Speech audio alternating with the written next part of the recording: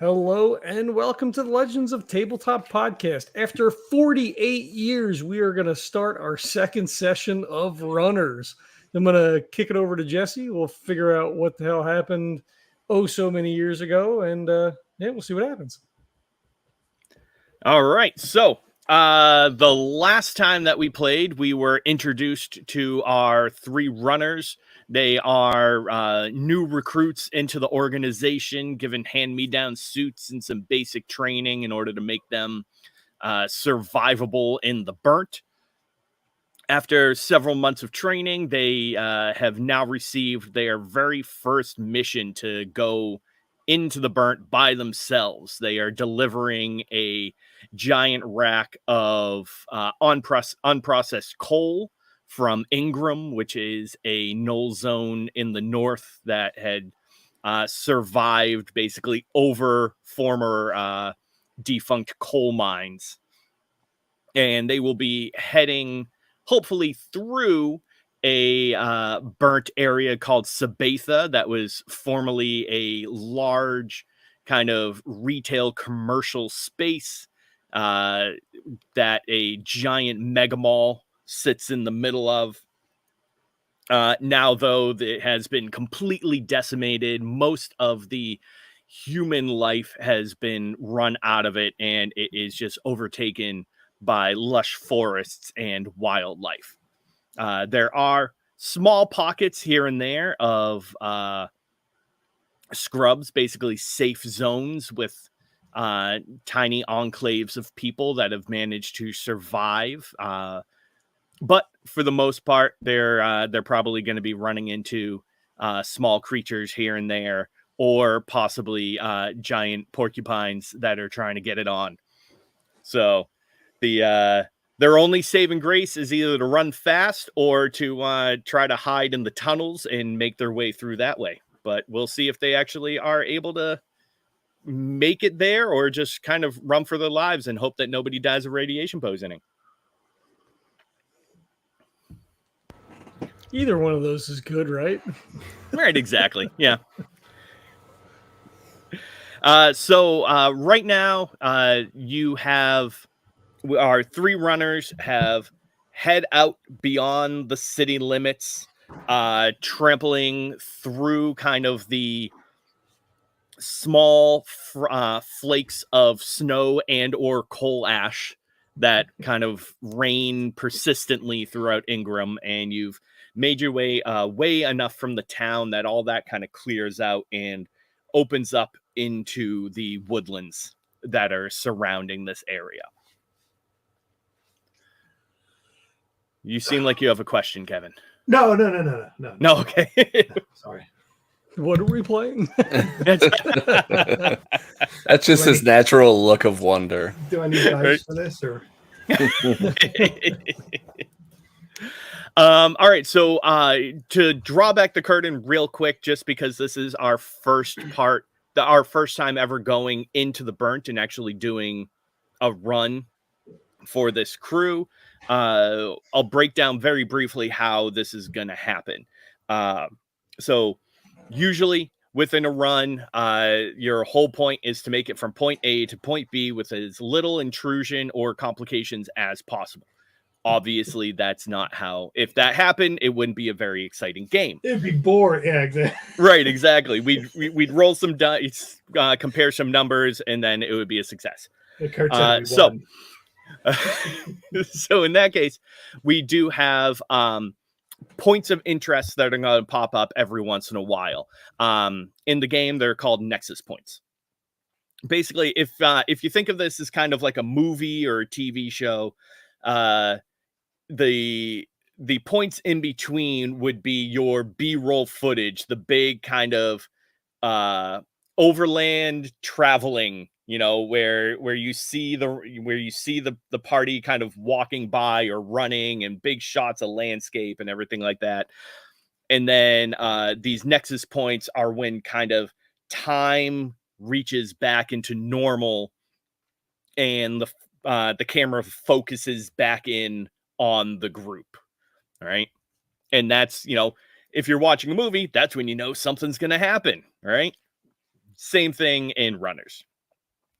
Along the way, too, we are also going to be keeping track of radiation, seeing if anybody is getting exposure, anything that might bring them into harm's way.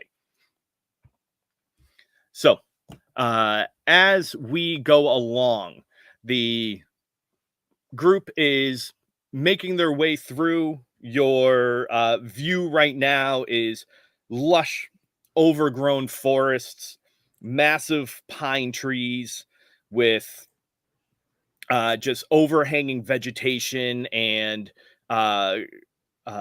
lush bushes and vines kind of wrapping all around. Peering closer, though, you can actually see underneath that growing, all this is grown through the cracks of cement and asphalt, and all these vines and bushes are and moss are climbing up the sides of buildings. And we have trees kind of growing out of the side of storefronts and windows, and they've caused kind of buildings to collapse down, creating rubble that then more grass and bushes grow on top of, and it's just layering upon layer of concrete and nature. And even as you begin to kind of go in, you can see off in the distance the ever-growing buildings that kind of cascade into the middle of this area, off, several miles, but the buildings reach up into the sky, almost as tall as skyscrapers. And So even in the moment, what was that? So it's a green city. Yeah, basically, yeah. Except for all the coal dust and ash flying down. All right. Well, they plant the trees and shit like right on the building. Yeah, exactly. Yeah. So they're doing really carbon well. sink. Yeah. I mean, you give it you give it a few decades, and every city's going to become a green city. So, and at this moment, you have only been going on for probably a couple of hours. Really hasn't been too bad. Just mostly, you're able to push your way through. It's not too dense of an area, and for the most part, sticking towards kind of some of the more open areas. And we said we left in the morning, right? Correct. When yes. we timed it out, okay. I was going to say, because we I think we timed it out last time that if we left at this time, we should be able to either get there and back before. Okay. At the very least, yeah, your travel unimpeded should be about 9 hours. So if you leave in the morning, then you will hopefully be able to get there by mid-afternoon. Okay. So did we say so yeah, you've been, what was that?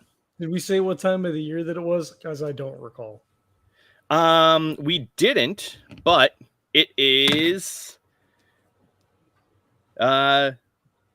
probably mid-July at this point. Okay, so we have a decent amount of daylight. You do, exactly, okay. Yeah. Right. Yeah. And not that you have to necessarily worry about it. You don't have to worry, because you're in your suits, you don't have to worry about like hot or cold or anything like that. But at the very least, you know that it's going to be, and you're further up north, so it doesn't get super hot during the summer. But the most part is you don't have to worry about snow or anything like that right now, at least. Well, and I think we did say we are further north. But then yes. did we also say that the weather's kind of all? I can't remember if the weather patterns have changed because of everything that's gone on, or it's just we're a bit further north than yes to both, basically. Okay. Yeah. The weather, you do run into more of a colder climate, and more consistently now up north. Okay. Than you would expect. Now, yes, yeah. Okay. So yeah, you have been going for a couple hours now. So real quick, let's just keep track of that. You'll see right now your Huxley's Geiger counter is reading about 5. So he is going to be all set. However, Smokey and Zuchy, because of your shielding at 4, you will each have taken 2 radiation damage over the last couple hours. Okay. Noted. And now just remember the radiation damage doesn't affect your character right away. It will take what it really does is once it accumulates, it will start ticking away at your stats. So every time Smokey hears Huxley's Geiger counter kind of ping, if there's a change, he just pulls out another cigarette and lights it. So he's kind of just shrugs and keeps going. And he was like, in for a penny, in for a pound, right? Nice. He's drilled a hole in the suit big enough for the cigarette. There's like a little cutout. He's hacked it a bit so it like slides up on the side and then just slides back down. Right. You've adjusted the filtration system in your helmet so that there's like the little hole for the cigarette so that you can just stick that in and then it still sucks out through the filter. And then it's like a smokestack in the back.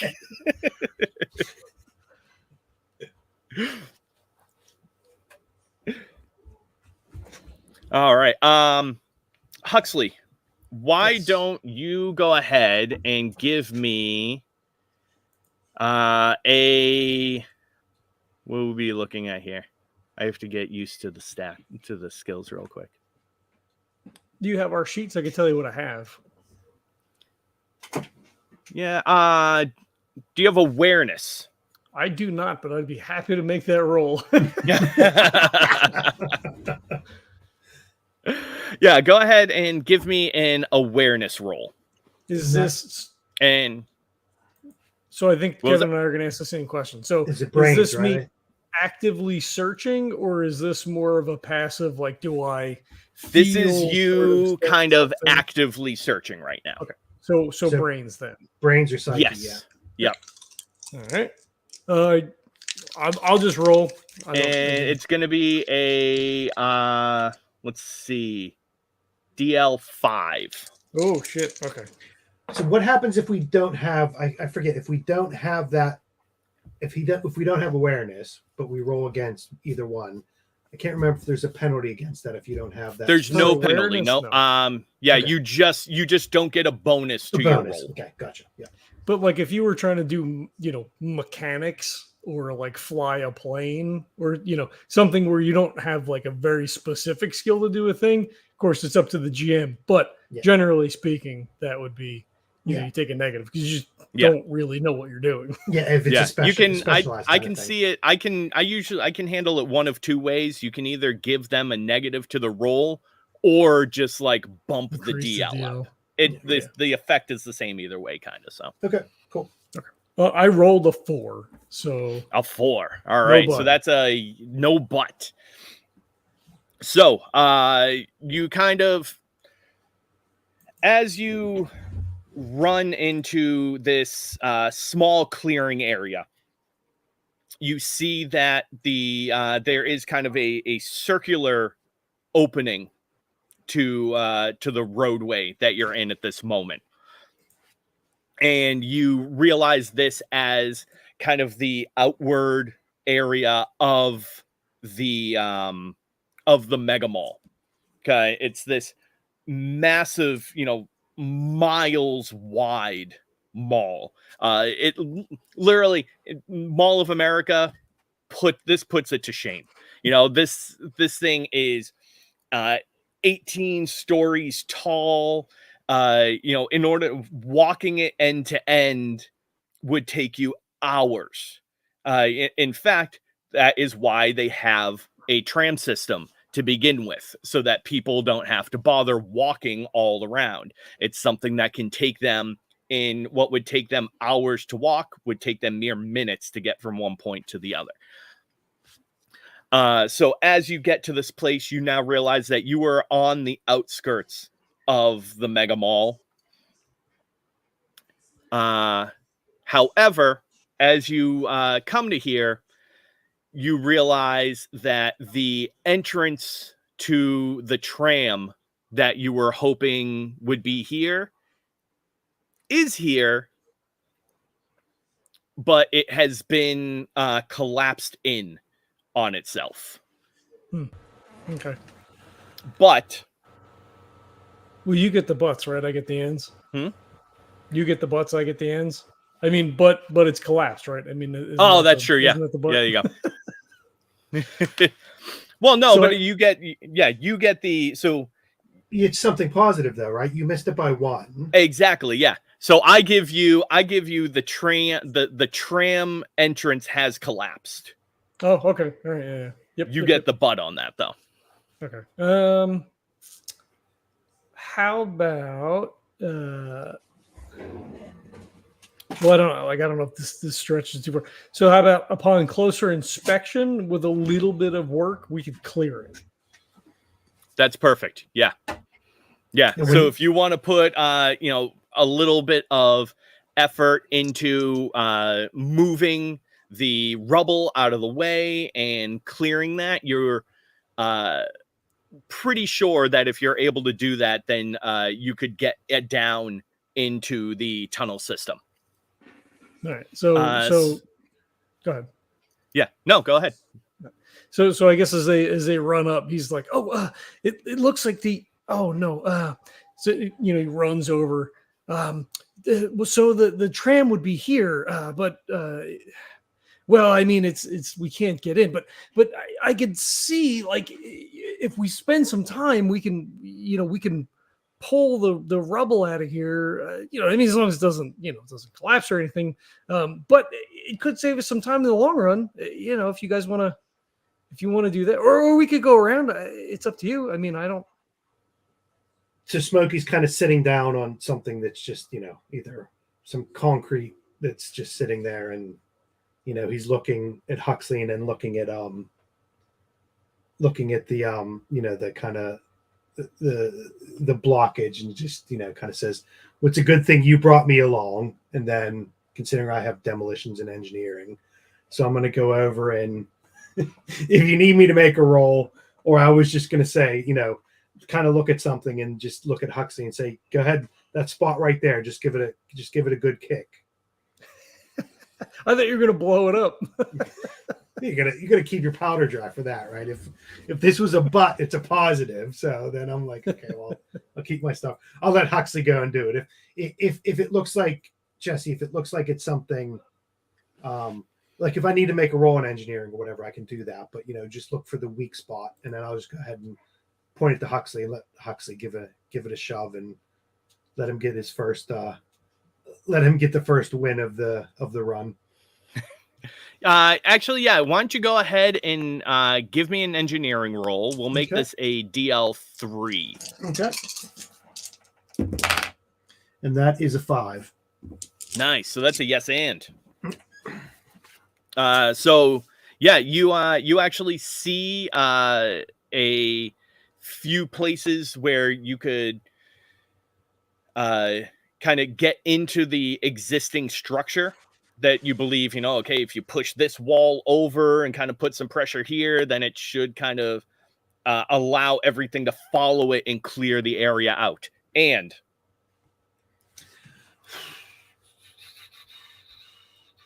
I don't get crushed.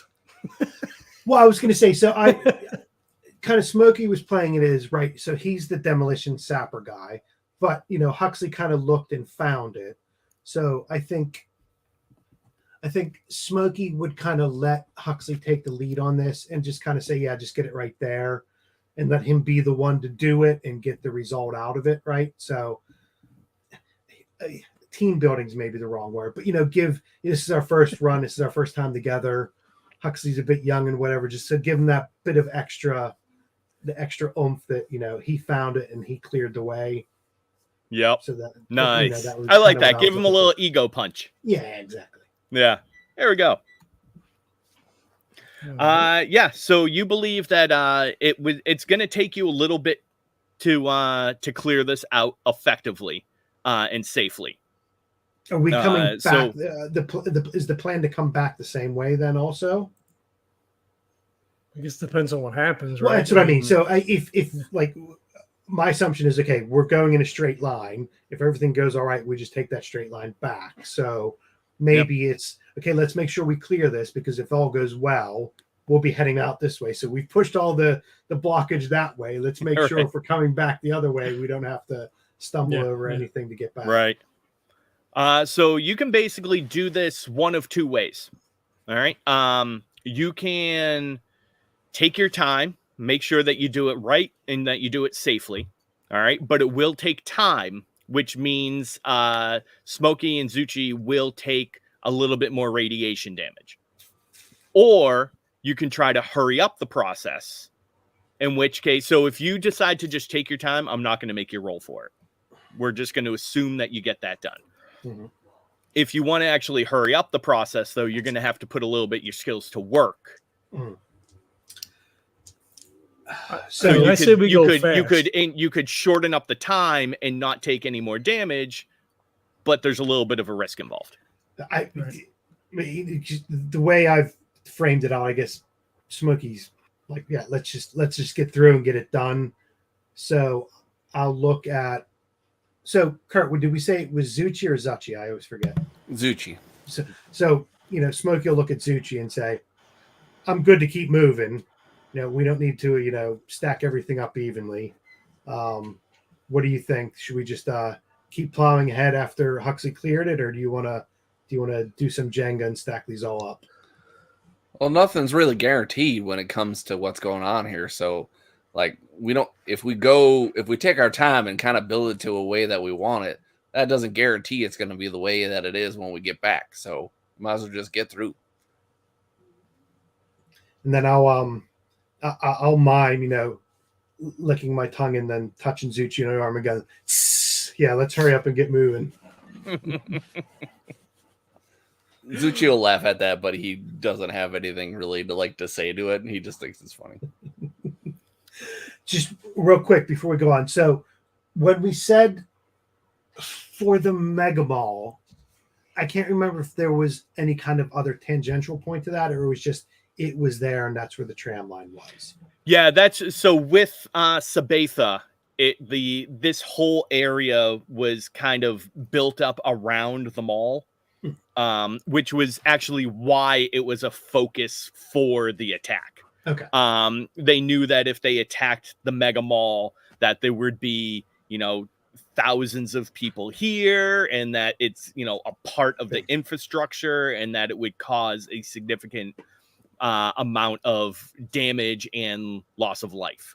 So from our standpoint, so for Zucchi's standpoint and for Huxley, there's not anything that they discussed that says, okay, let's go to the mega mall because of this. It was just, correct. This is a waypoint. Okay.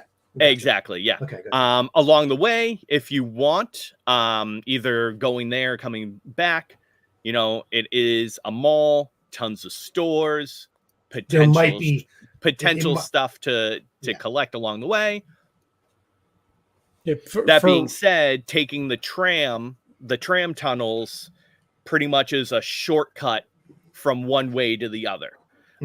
So it bypasses your potential for scavenging, but at the same time cuts down your travel time and also gives you too. Exactly, yeah. And also negates a lot of the extra radiation damage from the increased radiation of the spike above you. So I just want to make sure we weren't missing anything that we wanted to go see. It was just, okay, if we happen to go through, keep your eyes peeled, because there might be something we can, either information or actual material we can bring back with us. Right. Yeah. Okay. Gotcha. All right. So from what I hear, you want to kind of try to rush this through and get it clear as quickly as possible. Yeah. I think Huxley did say, let's just get through. And then Zuchy and I just said, yeah, let's get through. We'll worry about that if it comes to it on the other end, kind of thing, because we may not come back this way either. So right. Yeah. His concern would be, and he would say that, like, you guys are taking some extra rads here. Let's just, let's break this and just kind of bust this out. Cause like, I'm gonna have to treat you guys later. Like it can get real messy. Right? Like, Jesse, can I find like a piece of rebar, like a pipe, something that I can use for leverage? Cause I have mechanics. So with Smokey's engineering of like, I think this is a weak point. Can I get, some sort of a fulcrum then to, get this to kind of fall down enough so that we can get through, even if it's not clear, like, completely cleared, we have enough space that we can, kind of get in. Yeah. Yeah, absolutely. There's, signs all over the place on poles and everything like that. Yeah. There's plenty of, large pieces of metal that you'll be able to grab to get the job done.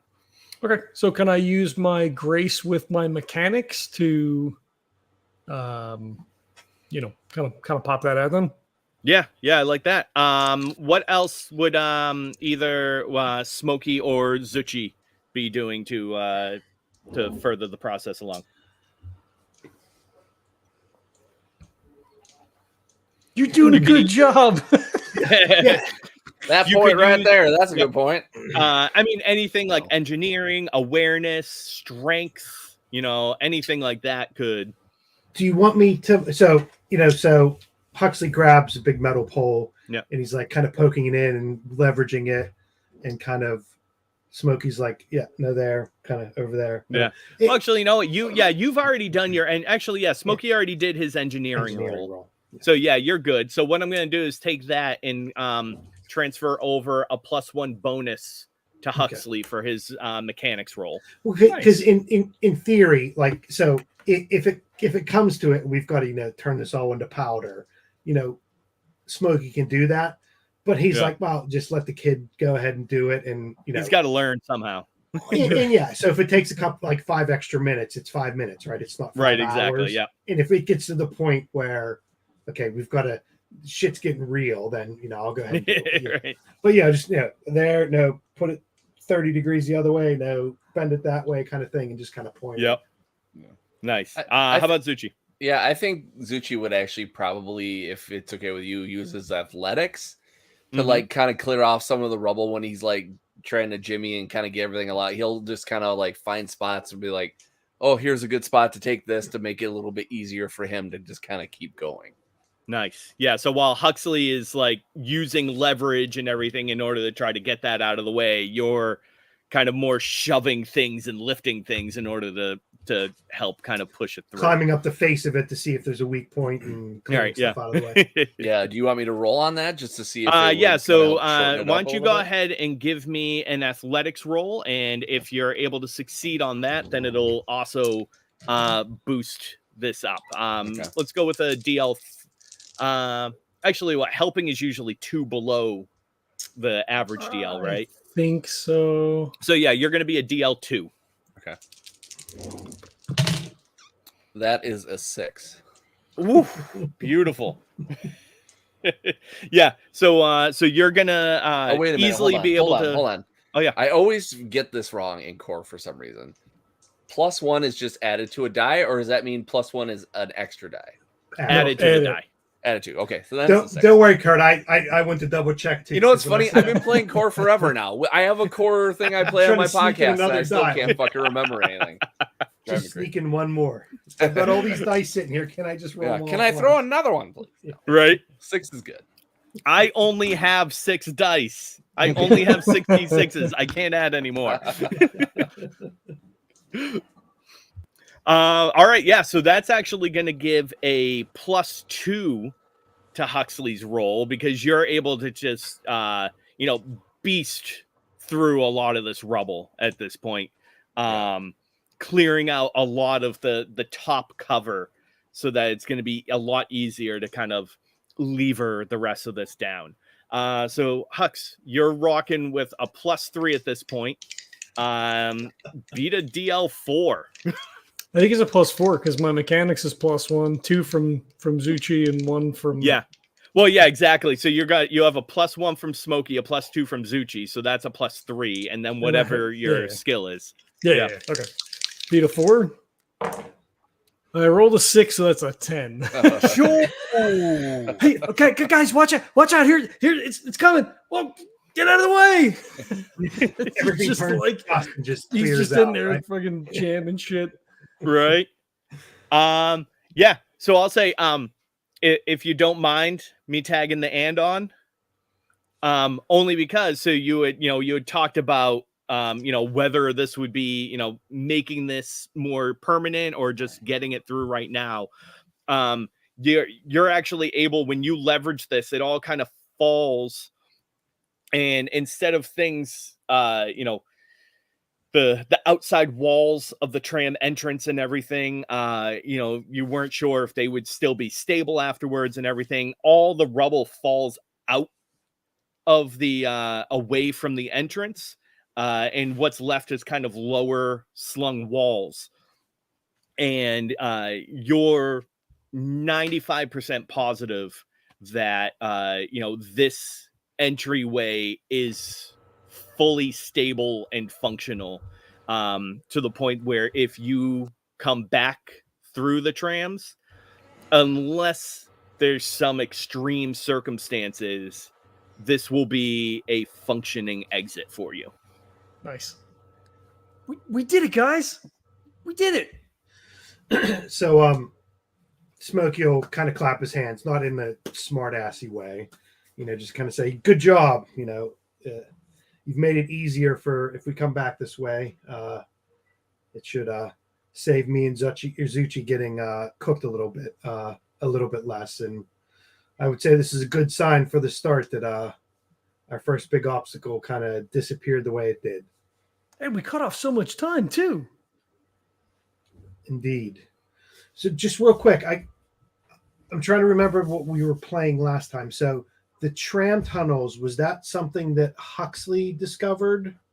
Yes. It was info that I got. Yeah. Yeah. So the tram tunnels was yours. Then the porcupiney thing was Kurt. Zuchy finding. Yeah. And then me was just trying to do a hookup to make some stuff on the side. Okay, cool. That's what I thought. I just want to make sure. Because the point of that is I wanted to say that. So Smokey says to Huxley. So obviously that info you found, you did a really good job getting this info from back there. So hopefully you can get give some info back the other way, and you get a bit of a rebound for you can let everybody know that it's all free and clear if anybody needs to use these going forward. Yeah. Oh, great idea. And he pulls up, he taps a couple of buttons. He pulls up the map, tags it on the map. Yeah. The coordinates. This area has been clear. It looks stable. It just marks it on the GPS there. Info is power. Mm-hmm. Yep. Right. I think that we should take one of these signs and we should mark it as the Hux Tunnel. I mean, you cleared it. I mean, nobody else is gonna probably get through that shit. So you know what? Hux Tunnel it is. Mark it now. I've got a lace cutter, so I can blast that into the sign if you want. Yes, that's what I'm talking about. That's how you work as a team. Huxley looks a little uncomfortable, right? No, it's it's not mine. We're doing the thing, right? Come on, guys, we're doing the thing.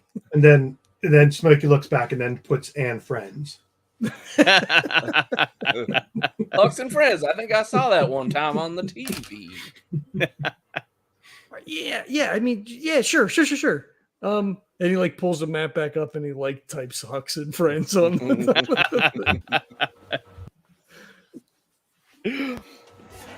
Yeah, so as the three of you start going down the stairs, there's this big kind of banner sign that overhangs the main entrance that used to say Mega Mall, welcome Mega Mall Tram Entrance A, and now burnt scrawled over it is Hux and Friends Tunnel. Is this tunnel still lit, or is it? What does it look like? There is, so you can see immediately, as that's cleared, there is no running power, or no working power at the moment. down here. So you look down and it is completely pitch black. Besides the light that we've brought in from when we've got there, basically. Exactly. Yeah. So how God damn it, I can't say it. How much light? How far can we actually see there? You can see almost down to the bottom of the stairs. You think? That's it. Okay. Yeah. Can I make a preparedness roll to see if I brought a flashlight? Well, I mean, I wonder if our suits would actually have that. Yeah, I don't know, because I don't have a flashlight on my sheet, right? Yeah. So like then that's right. How common is that? You know, I have an electronics pro kit. Would I have a light available to me with the pro kit? You know, even something that's wired. You know, then again to the suit. Well, and you can't assume that everybody runs that and during the day either. You know, there's probably some runs at night also. All right. So you know what I'm gonna say? No, because they're. That's why I'm saying for now. right? Can I roll for what I telepathy? No. Okay, sorry. I'm making a note. I need a separate sheet of paper, but I'll do that. I'm gonna make a note because I didn't think of that. And I didn't put anything like flashlight or anything like that on the equipment sheet. True. So what I will say is that your suits kind of like have built-in headlamps. Basically. I think that makes sense, right? I mean, I feel like it does. Because I think sorry, go ahead. So then what's going to be the distance on that then? It's kind of like a low-level mag light, basically. Okay, so how far is 10 that? feet. 10 feet. I mean, you're looking. For a guy who doesn't do anything. You're probably looking at like 30 feet. It's like those headbands you wear when you're doing work, and it has like basically, yeah, exactly, yeah. There's that rat in my garage. I better go get it. Put on my lap. So it's gonna give you really good light, like right around you. Like if you're trying to read something a few feet away from you, that's gonna be perfect. And then it's gonna, to borrow phrasing from another game, it's gonna give you like dim light for probably it'll give you like regular light for about 10 feet and then dim light for probably another 20 feet. So like headlights on a car, that. right? You get that little bit in front of you and then exactly, yeah. Yep. So we have flares on our, so I'm assuming a flare is more for signaling. It's not for, right? It's the stereotypical flare we think of. You pop it and it fires up and and even with these ones, think of it more like a built-in flare gun. Yeah. Right? Like you're in trouble. So like you like hit the button, rocket flare shoots out from your back, explodes in midair. Okay. Like dust cloud, like colored dust cloud to mark where you are. And for some reason on mine, on my suit for the attachments, it says flare, and then there was a space and it says detects power signals. So if we shoot off a flare, then is that? I don't know why. Or did I just mistype something in? I think you mistyped something. Okay, cool. I'll go back and I'll search on detects power signals because I know obviously there was something on my suit that I put on that just got. That is the EM probe. Okay, gotcha. Yeah, the flare basically, like I said, it shoots up. Yeah. And it's stereotypical flare. It helps you, and then the side effect of that is that you get a +10 to your presence. So basically, it lets everybody know that you're here.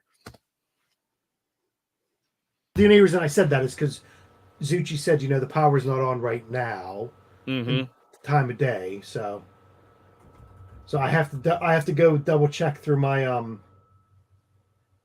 my character build to see if I did have the EM probe. Oh, I see what it is. EM probe's right under flare. Never mind. I didn't put an EM probe. Oh, I read the lines wrong on the PDF, so ignore me. That's fine. There you go. Electromagnetic probe. Okay, that makes sense. Yeah. Never mind. Ignore me. So, John, cut this. Yeah.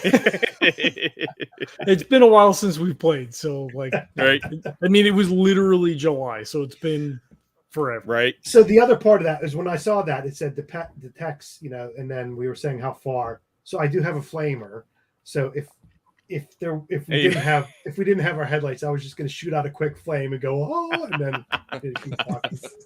And then also we're Jordan. in the movie The Thing all of a sudden. Yeah. Right, exactly. Yep. Like, no, I don't want it. Okay, well, there you go. So Yep. okay, cool. Yeah, so there so as we kind of figured, there is no power down here right now. There's no lights. You do have your headlamps, so you'll be able to have kind of short distance vision. That being said,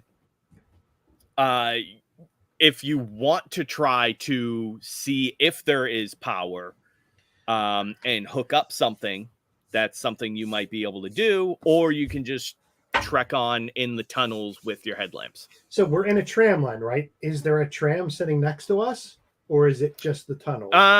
Yeah, so we'll say, when you get down finally, and I don't know if any of you been into like the subway system for Washington DC, but like when you go down like a couple 100 feet basically, and that's how this is, right? So you're down underground. They have to get down underneath like all of the basement buildings and the infrastructure of the mall, so you're way down there. But by the time you get there, it's big arched ceilings, very kind of Art Deco styling, tiles everywhere that have now collapsed, been dilapidated. The gold has been, taken off and scavenged out. And you see basically 4 different tram lines that disembark from this platform station. And you're in luck that there actually is one tram sitting at one of the platforms. So I'll look to everyone else, and Smokey will say to Zuchy and Huxley, we can try to see if we can get this tram going to help us speed us along. I guess the trade-off is how much time it would take us to get running, and then he'll look at Huxley and say, is there any kind of shielding we have down here on the Geiger, or is there less radiation down here? So we want to waste time trying to get it running because there is radiation, or if there's not that much radiation, let's just start hoofing it and going down. Yeah, he looks down, tips the Geiger counter up to check the reading to see what we're at, like right where we are. Is it still reading about 5? Did it dip down some? Yeah, it's still ticking at about 5. There is some shielding down here, but that's kind of offset by the fact that this is where the attack happened. So if you were to be above surface, you'd be, especially Smokey and Zuchy would be dead in a couple of hours, right? And Huxley might outlast you by another hour or 2. So yeah, the kind of it's balancing out that there is more protection down here, but it's also crazy deadly up there. So can I make maybe this is a better role for Smokey, because I have electronics and mechanics. I don't have engineering, so I'm just wondering, like, can we run faster than the tram? Essentially, like, does it pay us to? Is it an airport tram, or is it like a trolley in the city? Yeah. I mean, no, these are high speed trams. Like I said, to get from one end of the mall to the other might take a regular person, say, 3 hours to walk, which might take you, because your suits give you, superhuman speed, might take you about an hour to do. The tram could do in about 15 minutes. So making that assessment, then he just says, well, So I mean, I have my kit. I might be able to power it up. I mean, it would save us even more. Like just going this way would save us maybe like an hour. But if we can get up and running, it would take 15 minutes. But if it takes me an hour to do it, then I don't. I mean, it's kind of a trade off to see, because you guys are. How you feeling right now? It's kind of up to you guys, because I'm kind of okay at the moment. And he just like knocks on the wall because there's no wood, right? Like, he knocks on his head in his helmet. Yeah. So Smokey will look to Zuchy and say, it's worth giving the kid 15 minutes to see if we can get it working. Not just for you and me, but also if we get the tram running, that's also more chits we can trade in back when we get back home that we've got the train running. So it might be worth spending 15 minutes. If it don't work, then we just lose 15 minutes walking. What do you think? Yeah, let the boy have it. Let the boy have his day. We can name a tram after him. You're really good at this, Mr. Smokey. I wouldn't. I mean, information is power, like you said, right? I was gonna say it's all about the Benjamins, but I'm sure they're not called Benjamins anymore. Look, anyway, kid, we can get ahead. Whether that's a better job, another job, or some information to keep us alive, everything we can gather up's good. If you guys can help me try to find like a power box, I'm assuming for like the central tramway that there's some sort of like big transformer or like switching area or something that means there's power here, right? Right, yeah. Like the main service area for Can we just see that? Do we have to search for it? Is that something that's relatively obvious? If we have lights, maybe we got to make a roll, right? No, we'll say there's if you look around, there is a door that has service personnel only that you can assume probably has something behind it. Is it like a sliding metal door? Is it like a regular door? It's a regular door with a number padlock on the front. He just walks up, tries to open the door, right? Like there's no power, so right. Maybe it's just open, right? Like let's not overthink it. And it is. It's a keypad door, right? Yeah. Perfect. So he kind of like walks over and looks back at you guys, like shrugs, grabs the door, just opens it up. I'm like, hey, that was easy. So when Huxley sees that, he when Smokey sees Huxley do that, he's got the lace cutter in one hand and the blast paste in the other, and he just slides him back into his suit. Don't worry, Mr. Smokey. You'll get to blow something up soon, probably. Hey, Smokey, I think we should just go back. I think Huck's got this all figured out. He doesn't even need us. Just remember, kid, we're splitting this 3 ways, even though you're plowing through this. You're not going to leave, right? I mean, no, of course I wouldn't leave you, Hux. Jeez, man. And then Huxley walks in the door and then like peeks out again. He looks back out again. Yeah. That's a lot of walking to get back upstairs. I'm not going to leave you. Yeah, exactly. We've got a tram here. We're not going to walk back. So he goes in and, assesses the electronics. I don't know if the pack is, if he can remove the pack or if it's more like it's thing bolted to the suit or whatever, but like he'll start pulling out the stuff from his electronics pro kit, start checking, bring out the meters, start checking for voltage to see if anything looks broken, right. See if it's something that I can, get fired up. Yeah. Go ahead and give me an electronics roll. We'll call this a DL4. All right. I got a pair of 6s and a 1, so that's going to be a 7. There we go. Beautiful. Yeah. So the whole system looks to be in good shape. Surprisingly, most of the integral parts haven't been scavenged. Some of the wiring here and there has been pulled out, but for the most part, it looks like what you need should be good. So as long as everything that this is connected to is still up and running, you think that you could probably get at least temporary power to this. And I do. I mean, come on, that's what always hands a are good built hand, for, right? Yeah, exactly. No, and it works.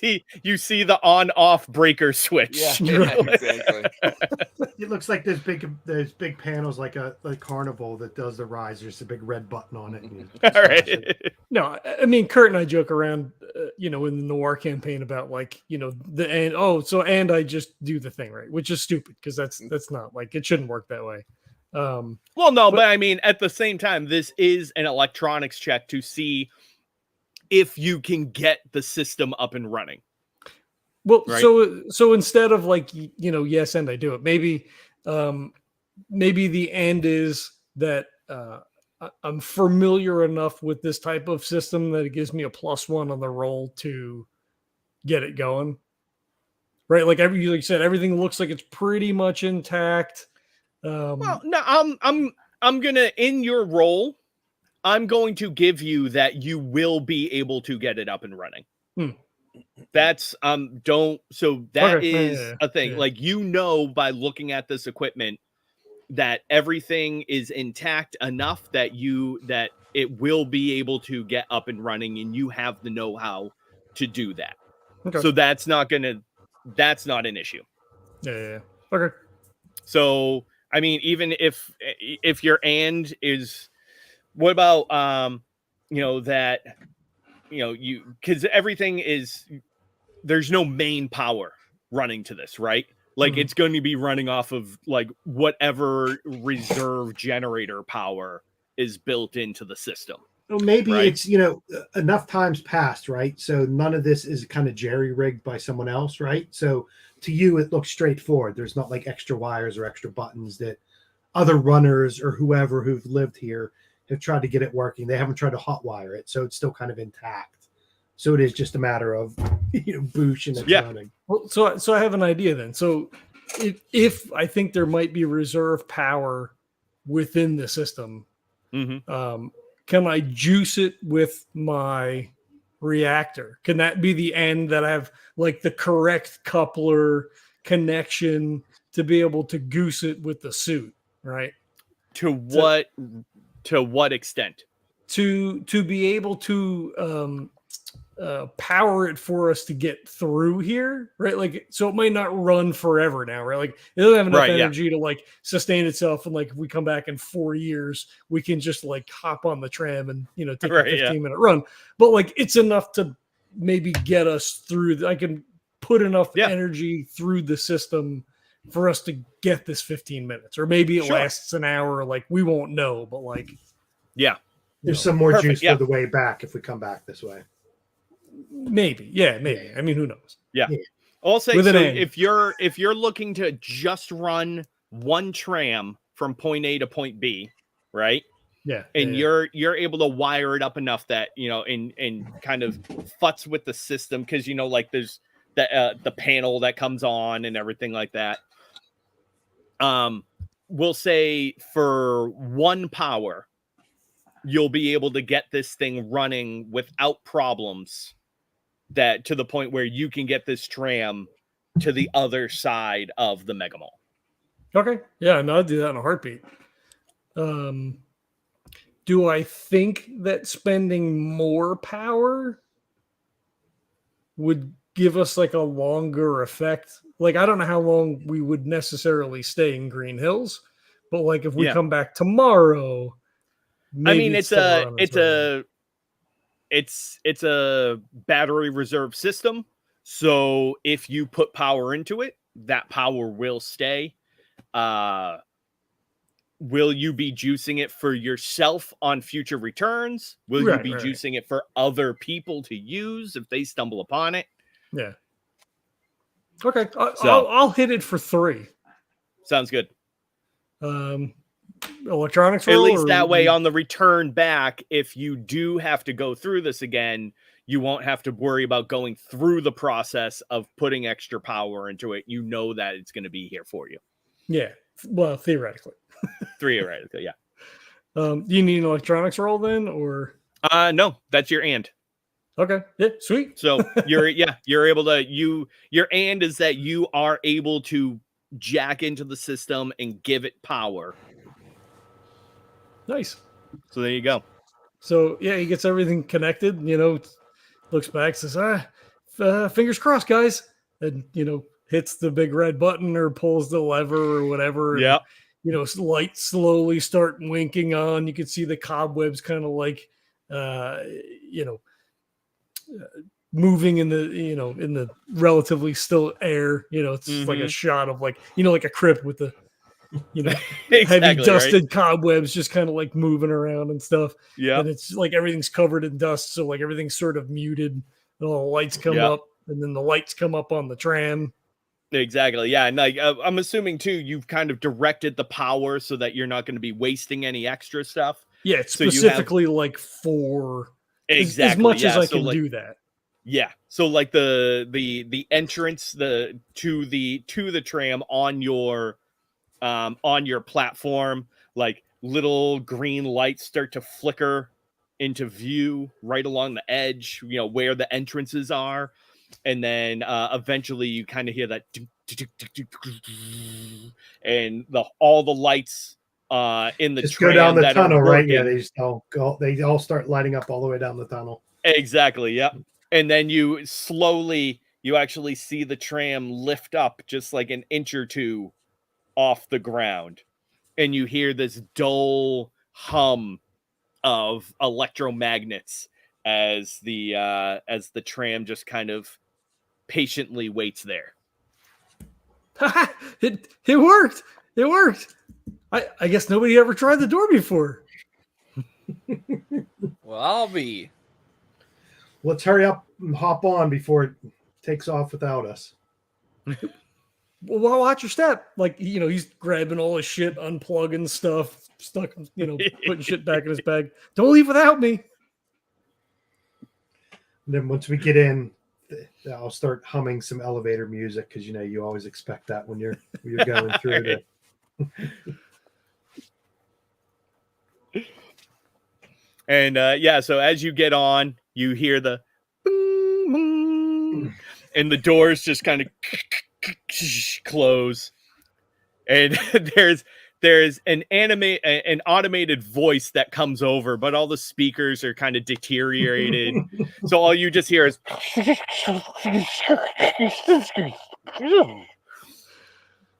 it's terrifying. And then, a shock roll. I was gonna say, should we check and see if anyone's in there before we go in? But I'm sure we just barge in and sit down. Bunch of skeletons fall over. Yeah, exactly. And then very smoothly, the tram leaves the station, and you can feel kind of the acceleration of it as it very quickly picks up speed once it leaves the platform and gets into the tunnel proper. And once it does, it's like flying through the blackness of space, because you just have the few lights that are working inside of the tram, but none of the lights in the tunnel itself are actually lighting up. So you just have like the path along the way. Like if we sit in silence for a couple of for a minute or two, yeah, and it's like whew, whew, whew, whew, whew. And Huxley just is like, I hope nothing fell in the tracks. You beat me to the point. I was gonna say, hopefully there's no cave-ins along the way. And then just doesn't say anything else. It just kind of like stares off into the darkness. I just imagine too. I see the picture of the three of you in your your mech suits. They're not massive, but like they make you larger than life, right? just like sitting there kind of crouched over in these seats. Like each view is taking up almost 2 of them. Like knees by their heads, right? Arms yeah, just right. kinda like... Zuchy automatically goes to the back of the tram because he doesn't want to be in the front at all. Starts trying to find like if there's like some fastener or seatbelt or whatever. Just remember, if we crash in and everything, don't tense up. Just let your body stay all loose, so you'll be fine. Yeah. Right. And then Zuchy realizes he's never been on a tram, so like after a while, he's like, "Well, this moving vehicle is making my head move a little bit and spin." You know, you hear him just through his comms. Oh man, in a bit. The key is to always face the way you're going. Don't sit backwards to it. Always face the way you're going. I don't think that's helping, Smokey, because I'm looking one way and my head's going every which way. We don't have a chamois to clean off your helmet, so just be careful. That is true. And it smells like the Dickens from the last guy that wore it. I was gonna say, right, yeah, did he go on a tram ride too? So yeah, your ride only takes about 15 minutes, and you do finally feel the deceleration, and it's very kind of calm and slow until eventually it kind of pulls, and there's a bump as the brakes don't quite disengage perfectly, and it kind of bumps into the end of the tunnel. And then you hear boom, boom, and the doors kind of open up. And then the voice comes on again. I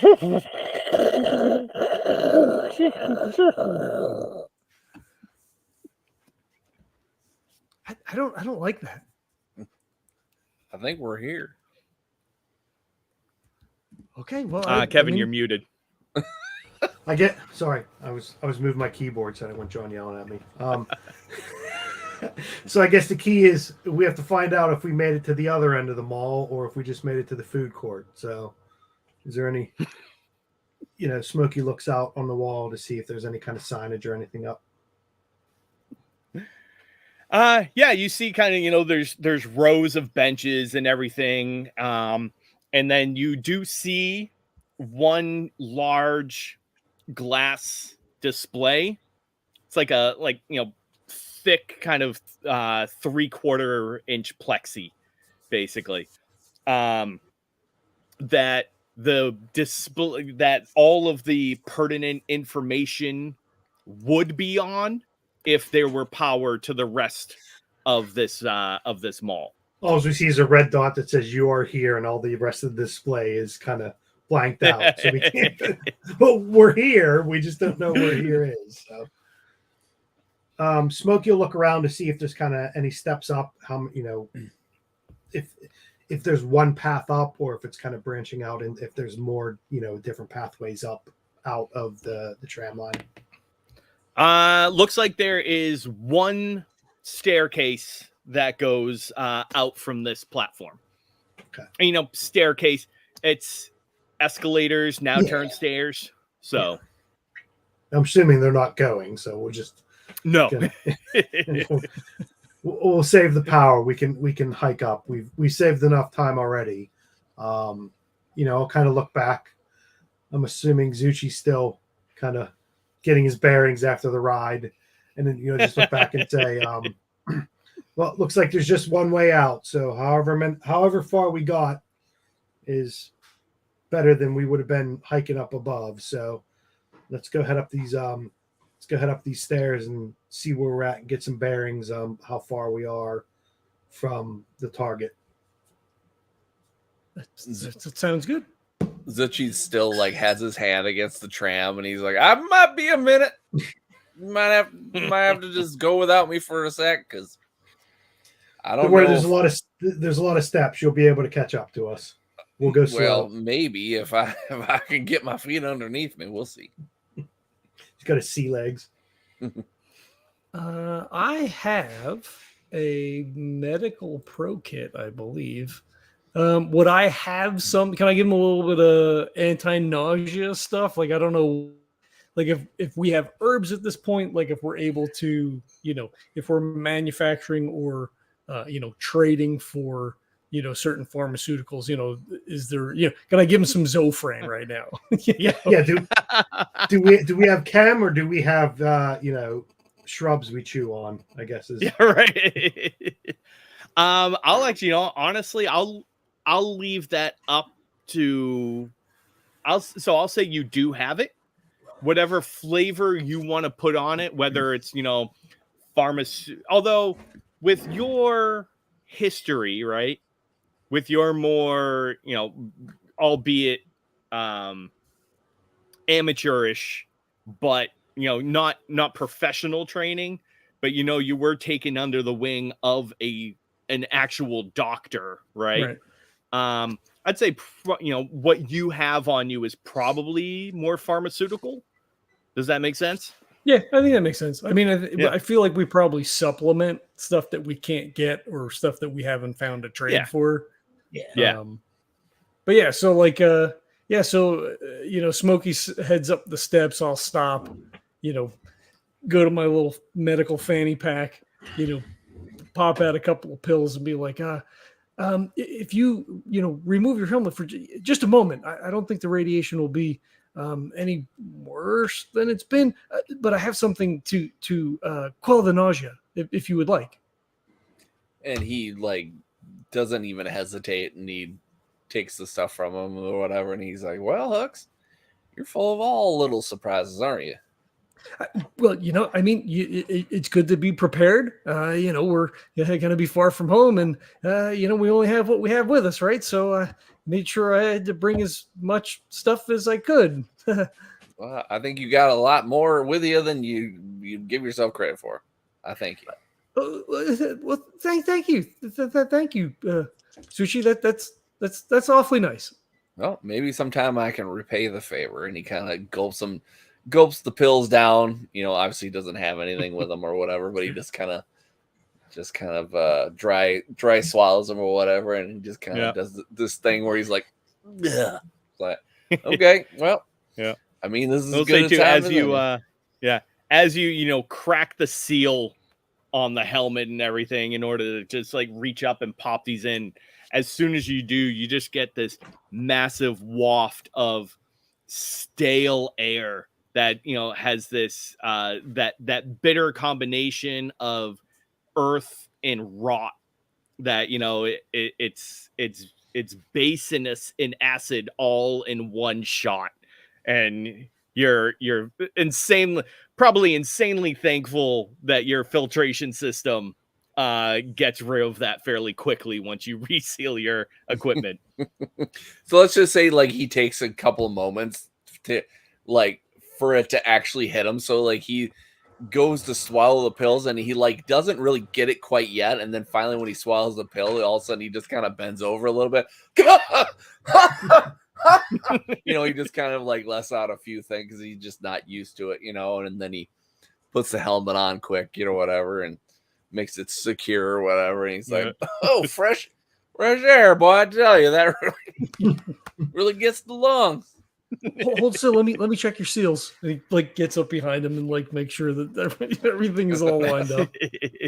It's my suit, Hux. Just get out of here. I got everything. Okay. I know you're so perfect. Just leave me alone. Just kidding. You're just doing what you're trying to. You're just trying to be nice. I get it. But we good. I know the suit front and back, even though it wasn't mine at first. It's mine now, and I know exactly what to do. Oh, okay.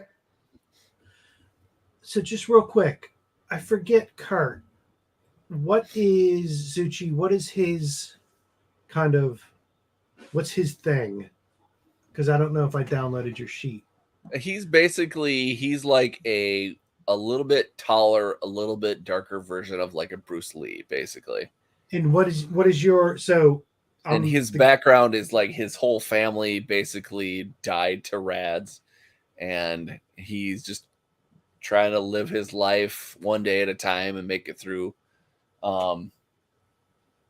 and he's also one to basically run into danger and help people. Okay, yeah, because like a family. Okay, because I'm the blow up, light stuff on fire guy. I was just trying to remember what your he's was. more he's got like I lightened up his suit to where like if he needs to do physical combat, he's good for it, and he's good to rush into it, and that's what he wants to do because that's kind of his thing. So. Okay, cool. It's kind of almost like we have the wizard, the rogue, and the fighter. Sounds good. Cool. I feel like I'm more of a cleric, right? I mean, cleric, true. Yeah, there you go. Cool. So while you guys are doing that, Smokey's just going to be up at the top of the steps, just sitting down on the top one, facing down, waiting for you guys to come up. So.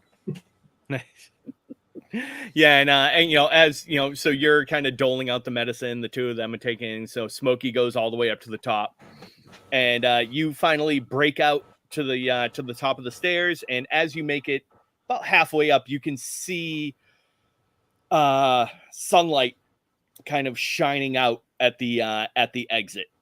Okay. And when you get up to the top, you're greeted with a similar surrounding than when you first went down into the tunnels. This large circular path that extends all around the mall, branching roadways and walkways that kind of break off of that, overgrown with all the vegetation. Not only things that have popped up over the last several decades, but also, the trees and bushes that previously lined these as, adornments have now just gone massive and wild. Take it over. Do you have anything like survival or anything like that? No. I've got blow stuff up and engineering. I should, because one of my lifesavers is survivor, but I don't. So I'm trying to think, what is that against? I can roll against it, just Yeah. So why don't you just go ahead and give me a straight brains roll? Okay, well, I'm good with that. I'll take that. Brains. That is a 6. 6. Oh, beautiful. That's a yes. And so you kind of come out, take a quick look around, and just from where the shadows are hitting and where the sun is right now, you can pretty much guarantee that, while you're not on the exact opposite side of the mall, you're opposite enough that it put you pretty much in the direction that you need to be going. Okay. Where you are exactly, you're not entirely sure. You'll need a little bit more for that, but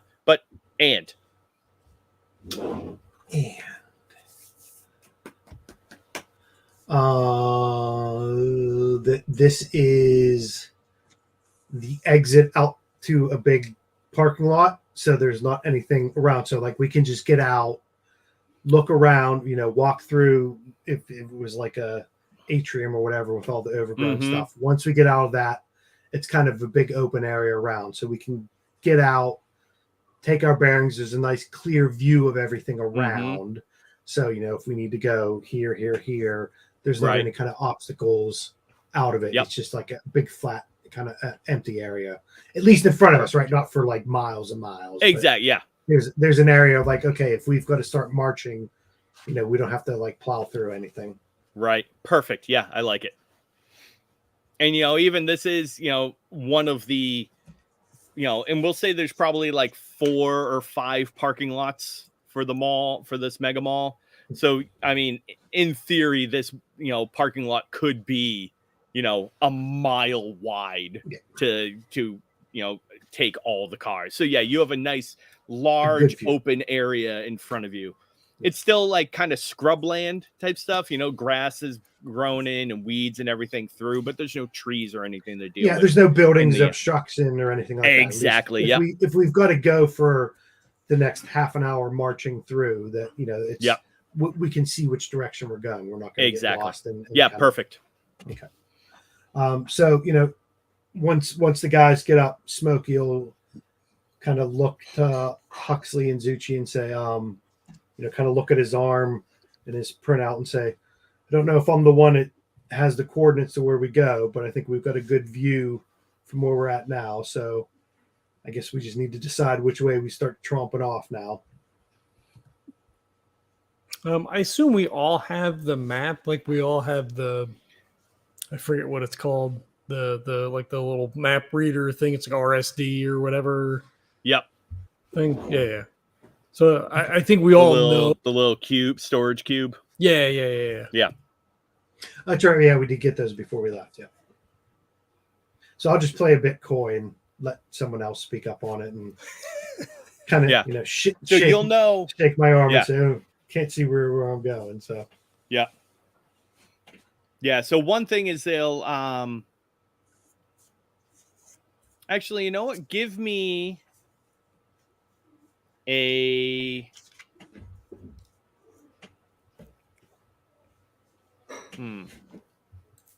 not entirely sure how to play this because, well, I mean, I guess they do track your, even like say, even if you have GPS, right?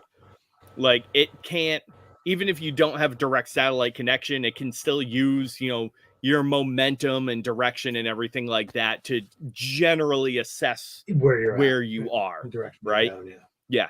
So we'll say it's basically the same thing. You pull up your map and it has all of your pertinent data, how fast you've been traveling, the direction you've been traveling. So it has a generally good idea of where you are. So, and if you do a couple of quick tallies, you're probably about 5 or so hours out from Green Hill.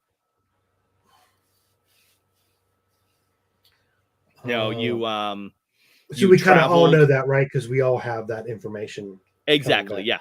Yeah. So you've already traveled a couple hours by finding the tram. That was a shortcut that cut about an hour off. And then by getting the tram started and not having to actually walk that way, and instead of having to run, taking the tram, cut you down by roughly an additional 45 minutes to an hour. So, okay. So what started off as a 9-hour trek got cut down to about 7. So, okay, that's good. So far. Yeah. We haven't run into anything yet. So Smokey will look over to Huxley and say, I guess from our readings here, we're a bit ahead of schedule. So if we can find the path we need to go through or go to, not get sidetracked, we should be making some good time and not absorbing as much as we thought. So I think it's supposed to be heading, if we all kind of have a general area, I'll kind of say, I think we kind of should be heading this way. So if you guys on your readouts think we should be heading this way, let's start heading out that way. Yeah, sure. And that way, and he kind of just like waves his hand, right? Like pulls up the cube and like looks at the map, kind of. Yeah. Yeah. I mean, that jives with what you're saying. Sure. All right, let's go head out. And Smokey just starts walking and walking through the parking lot in the right direction. So at least we got some good clearance for the next half an hour or so walking. So we should be good lines of sight in case something pops up. But so far so good. And then he'll knock on his helmet too and start walking. Nice. It's a shame that we couldn't like actually go in the mall since it, all the rads. I mean, they nuke. Why would they like nuke them all? It doesn't make any, I guess it doesn't matter. I mean, I don't know. There had to be so much good stuff in there, right? I mean, if on the way back, if we're still making some good time and your readings are still good for Zuchy and I, and we're not going to get fried, I guess we could go take a peek. But I'm thinking if this was the main point of impact and there are some settlements around, I don't know how much stuff will be left, but it may be worth poking our head in if we're making some good time on the way back. Yeah, we might find us a nice relic. Exactly. I don't think Huxley actually knows about like any of this stuff because he was little and was found in the waste, right? So like this is just stuff people have told him. Like there was we used to have these things called malls, right? Like this is all second, third hand information for him, right? Like there used to be a pizzeria Uno there one time. They had a thing called Sbarro's. You stick money in and play video games. He's somewhat wide-eyed with wonder, I guess, to some extent, right? Because we've made some runs, but like this is the only world that he knows. Yeah. So like we're walking by and like Hux keeps looking over there, keeps looking like like a little kid, like, can we go dragging to the him away? mall? Can we go to the mall? You're right. Or like maybe if you're good later, Huxley. If you're good, we'll get a pretzel. We'll stop at Spencer's on the way back and take a look. We'll get you a glass that says pimp on it because apparently those things were popular. We'll get you some grills. I'd say he's 2 for 2, so I mean he deserves a little something. Yeah, a bit of a reward. Yeah, if we make some good time and we don't get fried, we'll pop our head in on the way back. Well, I mean, maybe if we have, if we have time and they have the facilities at Green Hills, perhaps you could, receive some treatment there for the radiation. I mean, if you could eliminate some of that before we go back, that'll certainly be helpful. That's true. That'll give us some time to kind of sift through the wreckage and see if we can find something fun. Maybe we'll be able to find something cool that we could trade or some more information, right? Like points at Smokey. We get some information, we might be able to trade that for you guys to not get murdered by the radiation stuff. Information is always good because it's kind of nebulous. You can talk it up or talk it down. If you've got something concrete in your hands to trade, it's a bit easier to fudge how important it is. So information's always a bit better to have. I mean, we can tell them about the tram. I mean, as long as they can put some energy into it. I mean, that's, they come our way too. I mean, we trade with them pretty regular. I think you hold that one in your pocket a bit, Huxley, because that one be a bit more of a bigger chip to cash in. But I see where you're coming from. Oh, okay, sure. I'm new to all this. I'm not really sure. Like, you said information, so Yeah, I think cutting an hour off anybody's travel back and forth, that might be a bit worth a bit more than just a beer and a sandwich. So we'll have to see what's on offer on the other end. I don't know. I've had some pretty good beers and sandwiches.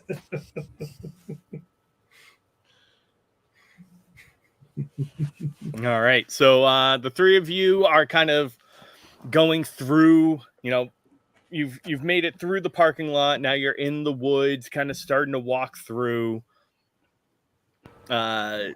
It's, mottled light at this point. So it's the, you're running through and there's flashes of light kind of gleaming off of your suits as you go, as you hurry your way by. We'll say about an hour or so has gone by. So Smokey and Zuchy, you're going to take one additional point of gray damage. Okay.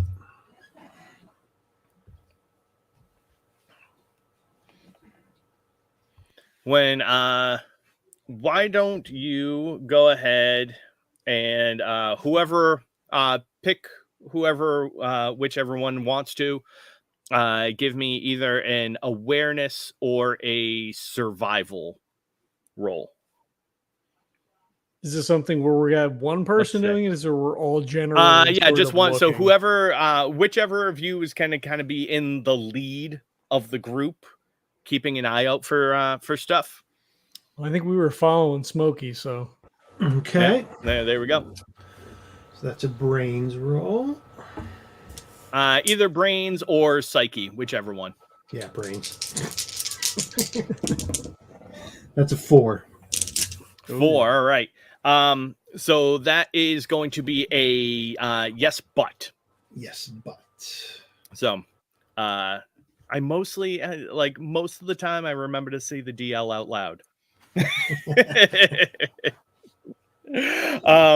So, as you're going through, you're kind of starting to, trees are kind of clipping past you every once in a while. And you start to see that there are some that have branches broken off, some almost completely tipped over, bark stripped off of them. And you're beginning to see this more and more frequently over the last couple of minutes. Okay. So that's the yes. And then the but is that me or you? That's you. Okay. So, the guys are behind me. I noticed this kind of thing that Zuchy said before. So I'll, shout back. Actually, I forgot the wait. So the DL was 5, you got a 4. So that's So that's a no, but something No but. positive. No, but yes. Okay. So we'll say narratively, all that is around you, and you don't see it. How's that? So the camera sees it. The camera sees it. Okay. Smokey is oblivious to it. But how about the something positive is that Smokey slowed down a bit. His knees are starting to ache a bit, so he slowed down a bit. So the guys are, kind of right behind him. So they're instead of being, 50 feet away, they're 10 feet away. They're right behind him. So right. We're kind of there we go. We're a little more grouped up. Yeah, we're in a kill box, so we're a bit closer. Right. Yeah. My feeling was if the guys are closer behind me, that Zuchy sees it, then because he was the one that had that info. So maybe if Smokey's eyes were failing him a bit, the guys are behind him and they might be able to take a gander. Yeah. Yeah. So you actually do, as you begin to slow down slightly, and you, mainly because some of like the debris that's fallen down and everything kind of does clump up a little bit more in this area. Yeah.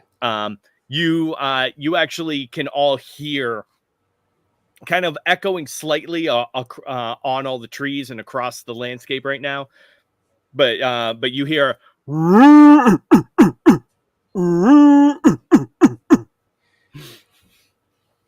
so Smoker say, Huxley, that wasn't you, was it? No, that wasn't. What does that even mean? What is that? I think Hux's testicles would have dropped about 10 feet if that would have happened. That's quite a guttural noise. Yeah, I start to look around panicked. Are you guys funning me? No, I think there's something out there besides the three of us. So let's stay a bit closer together and everybody keep their eyes peeled. Huxley, like his eyes are just darting around. His eyes are really peeled. Right? Yeah. Zuchy pulls out his field knife just in case. Nice. Why don't the three of you go ahead and give me an active awareness, like you're looking around for whatever's making that sound now. So, and go ahead and let's see, it'll be a DL2. Oh, I got a 5. Nice. I got a 6. I got a 3. All right. So the three of you see that there is off in the distance, probably about 20 or so yards away from you, these two massive creatures. They stand probably about 5 feet at the shoulder, 6 to 7 feet long, and they're covered. One of them, they kind of have like this mottled grayish brown covering on them. One of them is a little bit hunkered down, almost like in a defensive position. The other one is hunched up, almost in like a half stance. So it has its front paws off the ground, but it's still kind of hunched over. And these quills on its back, each one about 2.5, 3 feet long, are just up and just rattling as it's putting on this very kind of intimidating show for the other one. Is it doing it like at us, or is this like a tableau that we've encountered? This is so you've like stumbled upon this. They're facing each other. Okay. And Hux, what's your and? They don't see us. Right? Like Nice. it's horny and doing its thing, and it's like focused on the other mutated hedgehog or whatever. There you go. Zuchy, your and.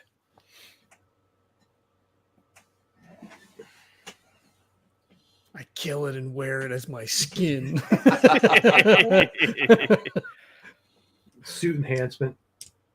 I think as Zuchy's kind of walking by and trying to be as stealthy as possible, I think he's actually going to study the movements and what's happening between the two as they pass, just for future reference. Nice. Do you have... No. No? All right. I guarantee you, whatever it is, I ain't got it. But I would love to fake that I have it. I should have like animal handling or some kind of. I was seeing if there was any kind of. I mean, I guess that would be. Yeah, so why don't you just go ahead and give me a brains roll at a +2. Okay. I rolled 2 6s. That's an 8. Wow. I got some Nice. hot dice tonight. Right? Beautiful. Thank you, Tracy, for making me some hot dice. Right? Zuchi's like, they're gonna fuck. Yes. And we're going to watch. Yes.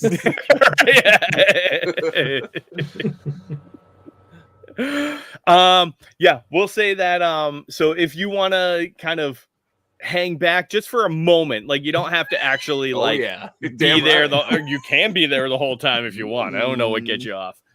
To each their own. That's fine. Some people like to watch. That's perfectly cool.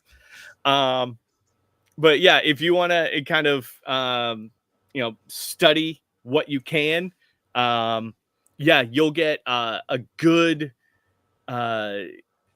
idea for their how they interact, listening to the sounds that they make and everything like that, so that it will give you more information to be even better prepared for future encounters. Hux, John, So what's up?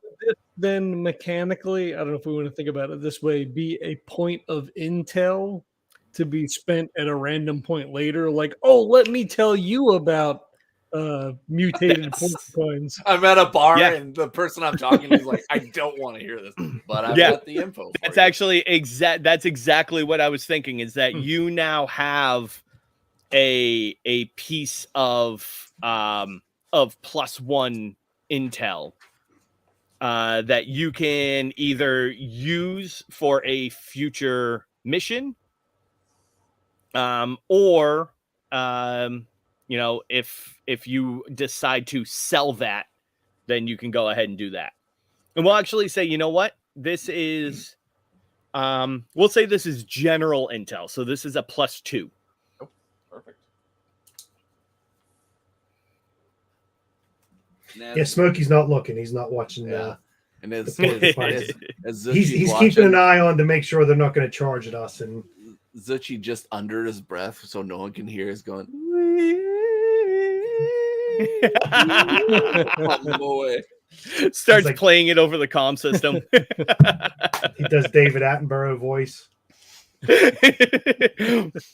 and now, if we pay very close attention, we can see the two That's what I was Kodiak thinking. porcupines fucking in coitus. In flagrante. Yeah. So to follow up on that humorous little bit, I also don't think that cameras are an option on the suit, but I feel like maybe they should be because, again, things like intel and information trading and that sort of stuff, because you're like, oh, well, we cleared this space, and they're like, prove it, right? Like if you if you get into an intense negotiation, like, hey, we need like 4 more rep, and they're like, get the fuck out of here. You say it's open. What happens when we get there and it's not open, right? Right. Yeah. Yeah. I feel there's certain things. I think in the rules, I might just make a notice to say like there are certain general things that can just be like the the headlamps and cameras and things like that don't necessarily take up enough power to be, they're negligible enough that they don't take up power. Therefore, they don't necessarily need to be listed as purchasable equipment. Because for the camera Right. thing, right? Because they're tracking us, right? So they know where we're at. They're tracking us. So it would just make sense. Well, that so there that's is the that thing. They're not necessarily tracking you. Your suit is tracking you. tracking it. But like there's no like GPS satellite system out Yeah. there that can actually track your exact location. Yeah. Okay. So it's not like having a cop cam, right? It's just the fact Yeah. they know kind of where you're at, not Yeah. recording everything you're doing at all times. Right, yeah. So I mean, yeah, so I'd say your suits probably can have like, a camera or something like that, if you want it to have on there, that's fine. Because like I said, it doesn't, if it can run off of, a couple of double A's, like the power expense for a suit this size that's running off of, car battery times 20, like it's a negative. Now, we talked about like the camera, like the lights, perhaps like instead it's like a light upgrade where you have like massive floodlights installed on your suit that light up like the whole area around you. And that in that case, I'd say that is enough of a power suck to be listed as like purchasable equipment. So from a Smokey standpoint, he wouldn't have a camera because cameras are they're a bit delicate. So when rocks and stuff are flying at you, they break real easy. So I know Smokey doesn't have a camera on them. So I mean, I don't think Huxley would necessarily, right? But they weren't our suit, so like it could have. Right, yeah. I don't know.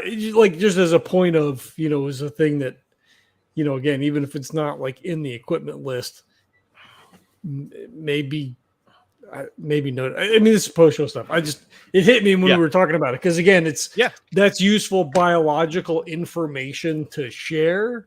If then maybe one of us has a camera, other than like, hey, watch these things, and it like moved its left foot and like stomped, and which is fine. Like that works as well, right? But like, or even if we could just record it, right?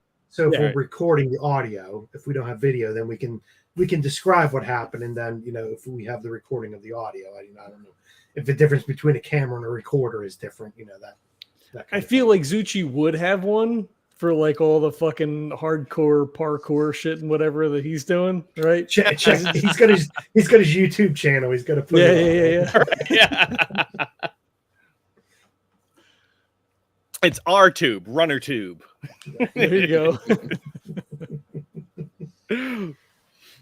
I mean, obviously that's your call, Kurt. But I feel like that's kind of like a Zuchy Yeah, thing. well, it just makes sense now with the whole like me being into like what's going on with certain animals and stuff like that, and having that kind of background or whatever.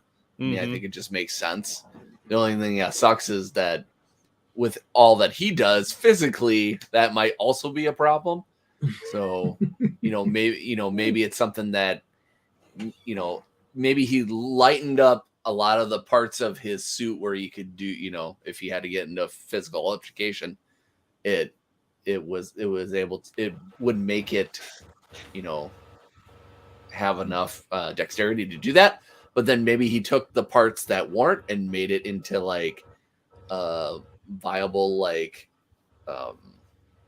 harder structure for a camera. There's like extra padding around it or something. Yeah. And you could have like the GoPro on the side of the helmet, right? I mean, they're meant to take a pounding, like even like today. Yeah, that's true. Guys wear them on their motorcycles and stuff like that. So like, you definitely like the Zuchy eye view of all this cool shit. That's right. Yeah, nice. I'd be cool with that. Yeah, there we go. Downloading all your footage after a run, going over it, seeing if there were any cool moments that you could go post on. That's right. Yeah. All right. So after your slight encounter with the propositioning Kodiak porcupines, you kind of start to make your way a little bit through the woods. Traveling for just a little bit further, you're now kind of out of the aspect of the mega mall. There's still roads and buildings and everything that have been down, but it's into much more of the area surrounding the mall that had been built up because the mall existed, right?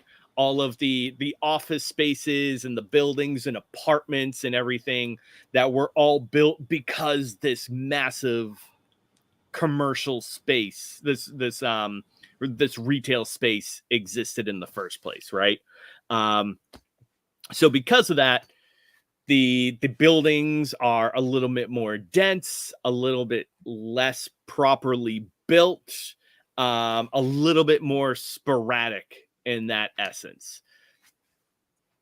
So there's a potential that it might be a little bit more difficult to make your way through this. That being said, that is what we're going to find out right now. So because we've had Hux and Smokey do a roll, Zuchy, why don't you give me a roll for anything that you would feel looking around the area, making sure that everything is secure, sturdy, that your pathway through this area will be safe in regards to the land, not in terms of people attacking you and things, but in terms of the landscape and the overall structural ability of this area. So that's just a brains roll, correct? Yeah, brains. Yeah, it's going to be a DL4. If you have any skills that you think would be applicable, then throw them in there as well. Yeah, I think at this point, I don't think I really have anything that's going to really work for this, so I'll just straight up roll. That is a 3. All right, so that is a no but. So as you, the three of you have kind of slowed down just slightly to make your way through this. All of a sudden, Zuchy, you kind of slide to a stop, and you see that the area in front of you, the roadway, has been almost sandwiched by a couple of large apartment buildings on either side that have fallen down and actually collapsed the structure underneath the road. So there was probably some either a tunnel system for services, or even perhaps like an underground walkway that existed underneath this road. And when these buildings fell, it just collapsed the entire roadway over here. So unfortunately, your way through the road that you were going down is temporarily halted. But I'm gonna say that I find like a way to go around it somehow, whether it's around or maybe I don't think over is going to be a good idea. Yeah, I would say just a way around somehow that wouldn't look as treacherous as going right through it. Sounds good. Yeah. Yeah. So you're able to see a little bit of a pathway around, maybe like behind into the parking lots and up and over. It's going to take you a little bit extra time, but you've also bought yourself some time going back.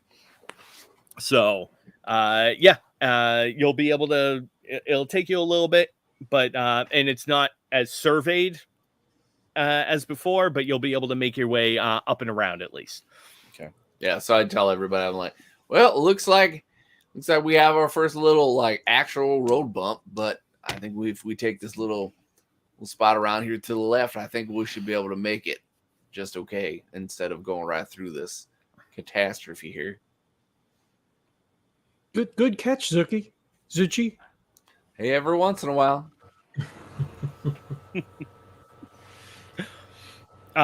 So we'll say at this point you've traveled for about an hour or so since the last check. So just one more point of gray for Smokey and Zuchy. And why don't you, let's see, what is everybody's presence rating? Mine is a 1. 0. 2. 0. All right. And let me go ahead. Oh, as you hear Smokey wheezing, so that bumps up his presence a bit. And so you're kind of making your way you stop, make your way around. It opens up into like this large-ish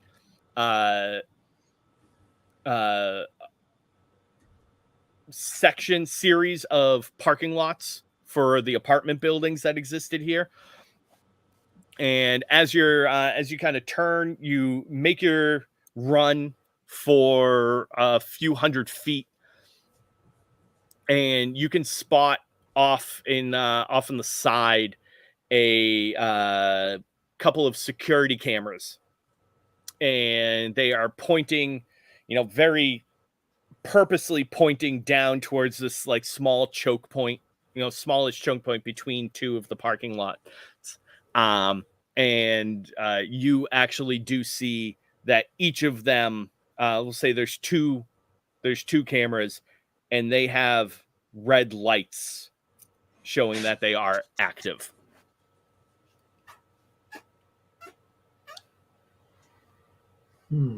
So do we all notice them, right? You do, yes. I don't think we should go that way. I don't know if we can climb over those buildings. That seems dangerous. But if someone lives here, we don't know that they're going to be friendly, right? I mean, well, we also don't know if they're going to be hostile either. Do we want to take a chance, or do we want to maybe try to go around? I mean, we could just go around one more block, right? I mean, they're clearly watching here. That's true. Why would they have two cameras in the same spot if they weren't watching something valuable? Do we? Is there? I don't know if it's an awareness to see, like, are there blood stains in this area that's focused on? Does the ground completely clear and clean? Does anything look, out of If we play. step on it, is something going to happen Yeah, to us if we right. step on it? Yeah. Well, right. I Um, mean, if this area is, yeah, I mean, you know, Yeah. Yeah. Why don't you go ahead and give me an awareness check? Okay. If Huxley's kind of taking a look around for that type of stuff. I got a 4. Be He's a DL4. I got a 4. What'd you get? I got You got a 4. So that's a yes, but. a yes, but. Yeah. So you actually look around and you do see that there are, what you actually notice is the absence of anything. So you notice that there is no foliage, no plants growing up out of this that there is in most of the other area.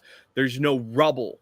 In fact, it actually looks like things have actually kind of been pushed off to the side and cleared out from this pathway, almost as if there are other people that have traveled the same path around this collapsed section.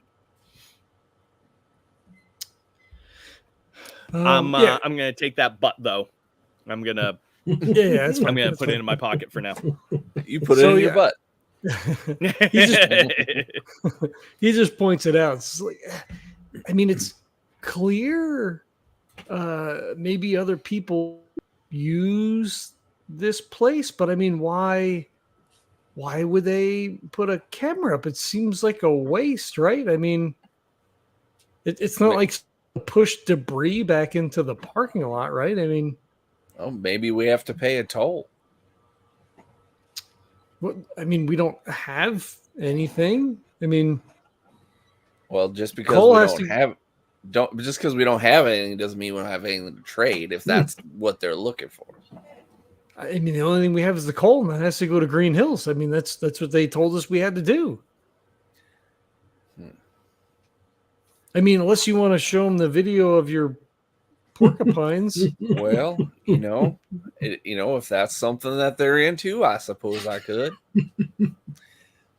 You know what? I think we should. I think Huxley's right. I think we should be a little bit more wary. So go around and not through is what we're saying. I mean, we could try to go through. I mean, if it saves time, I mean, you guys are taking a lot of radiation while we're out here. If we do, though, we should proceed cautiously. I mean, they didn't tell us anybody was monitoring the way we were going to go.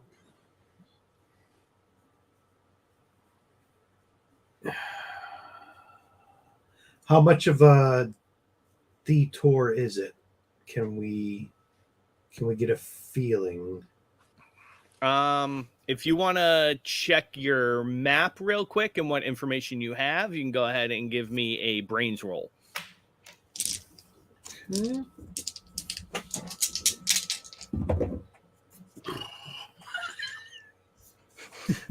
2. And we're gonna do this as kind of like a graduated roll, basically. So the higher your roll, the more accurate it's gonna be. Okay, so with my roll, we're gonna start walking backwards, I guess. So Would you get 2? 2? All right. So you kind of look at things, and the information in this area isn't super great.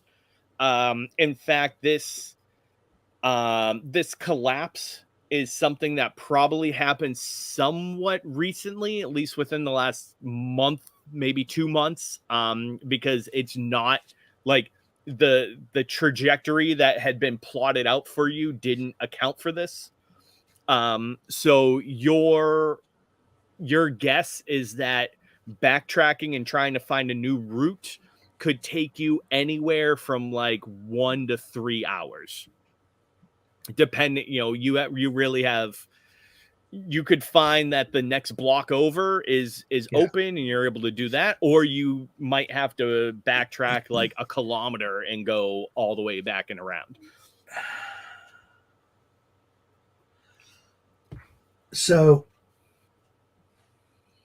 I will tell Huxley and Zuchy that and say, well, we gained 2 hours with Huxley's work on the tram. If we're pushing 1 to 3 hours by making this detour, he's just going to shrug and say, could be friendly, could be not. This looks like it's something new that's happened. Not to be wishy-washy, guys, but I'm up for either. So whoever has the strongest feelings, that's the way we'll go. I'm not too worried. I'm not too worried about me. I'm more worried about you guys. But let me know what you guys think. This could be. It's information, right? If we go down and find out, if it's new and nobody knows, then we could tell somebody, right? That's my feeling, but obviously that's we're a team. There's no one voice that's a deciding factor. So I'm open for suggestions. Said I can be pushed one way or the other. Well, I know if there's danger, I can take care of myself. So let's go see if we get some more intel or if we get an ass kicking.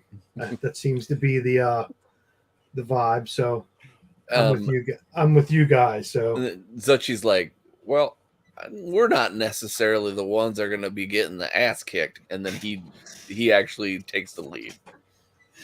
He flexes. He gets one of these going.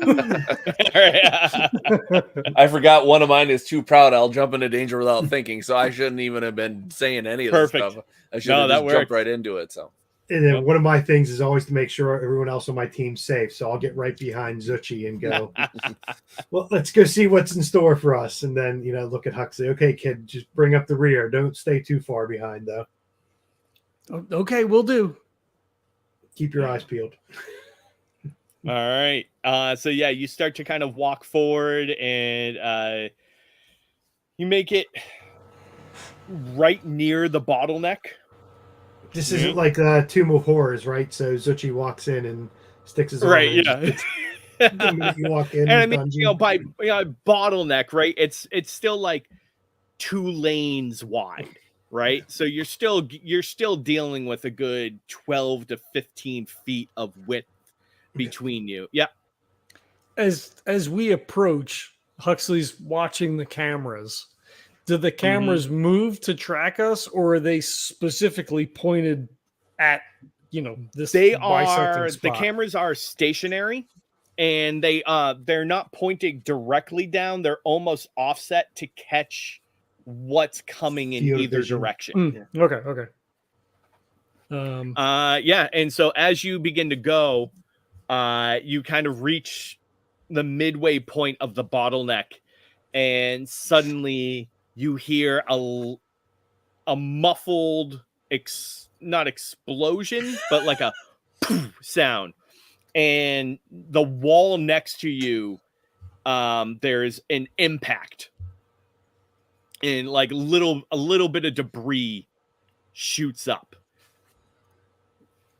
and over a megaphone loudspeaker type thing, you just hear a voice that says, "Please don't make me use another bolt. I'd like you to stay right where you are." I think Huxley freezes. Just says, "What do we do?"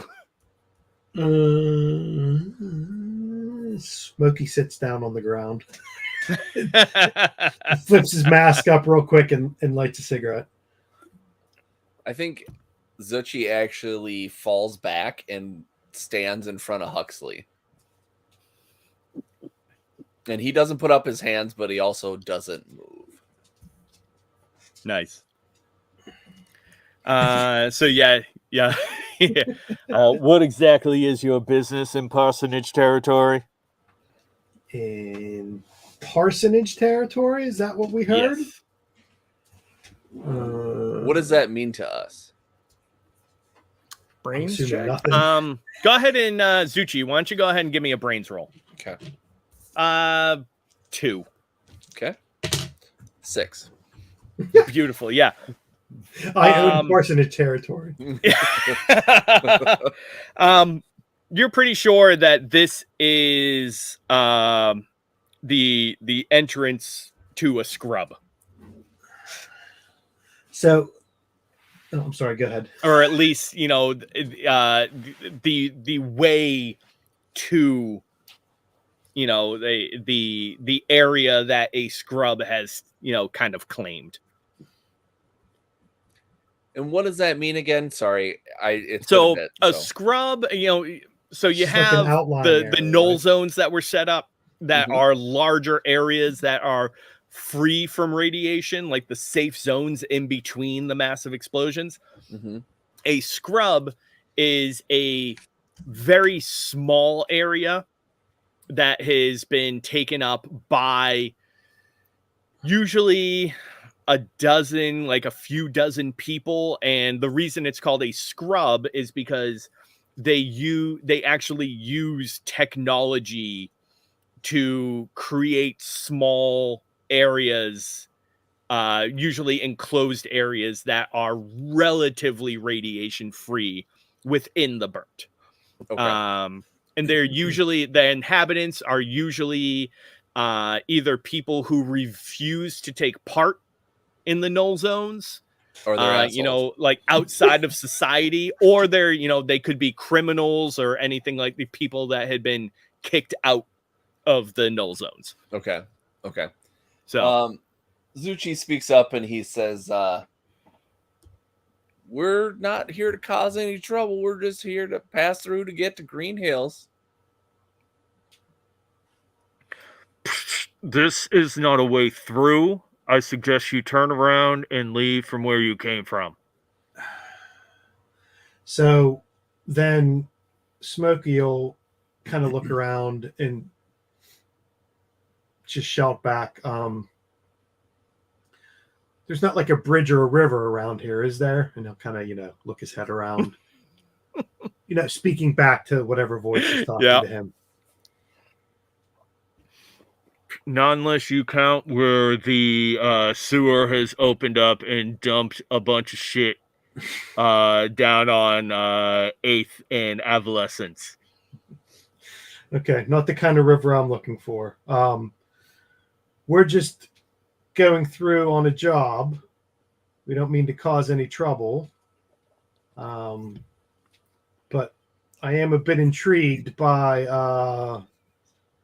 what the parsonage is, and who's hanging out this close to the old mega mall. Kevin, why don't you do me a favor and give me a brains roll?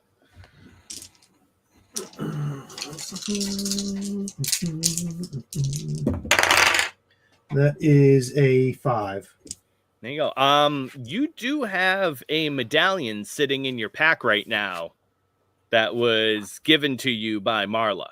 Okay. It's not. She said a bridge and not a shit river. Okay, I'll so whenever Smokey's saying that, I'm intrigued by who parsonage is and why they're so close to the mega mall. And I'll pull the coin out and I'll kind of flick it up in the air and then catch it and kind of just hold it up. And yes, go ahead. Just completely meta. So when you went to the watering hole, the old watering hole, Marla said there was a small scrub that might be friendly. I assume that may be this, but that's completely meta. But you would know that. Well, because what I wrote down was the scrub is under a bridge near a river and don't know how friendly they are. That's what I wrote down. Okay, all right. So I think we both kind of have the same thing, but for some reason I've You have more information. I have bridge and river stuck in my mind, but yeah, but so I'll say that about I'm intrigued at who you are, why you're close to the mall. We've made it through the mall. We made some good time through the mall, and I'm a bit, I'm curious of who you are, and then I'll flip the coin and just hold it after I catch it. And then the coin gets shot out of my hand and my thumb goes with it. There's a moment of silence, and then over the loudspeaker they come back again. It's like, stay where you are. So is this good or bad? They haven't shot us yet, so when they shot the wall, so I'm assuming it's good for the minute, and we'll find out. I'm guessing, or I'm hoping, I'll say this a bit lower. Not that it's very low because we're in suits talking to each other, right? So, but we probably have comms, right? Like it's all. Oh yeah. You have a comm system, so you can hear each other with no outside sound. So I'll say on the comms, scrubs tend to be pretty small, and hopefully none of them are wearing runner suits. So we've got a bit of advantage on them so far.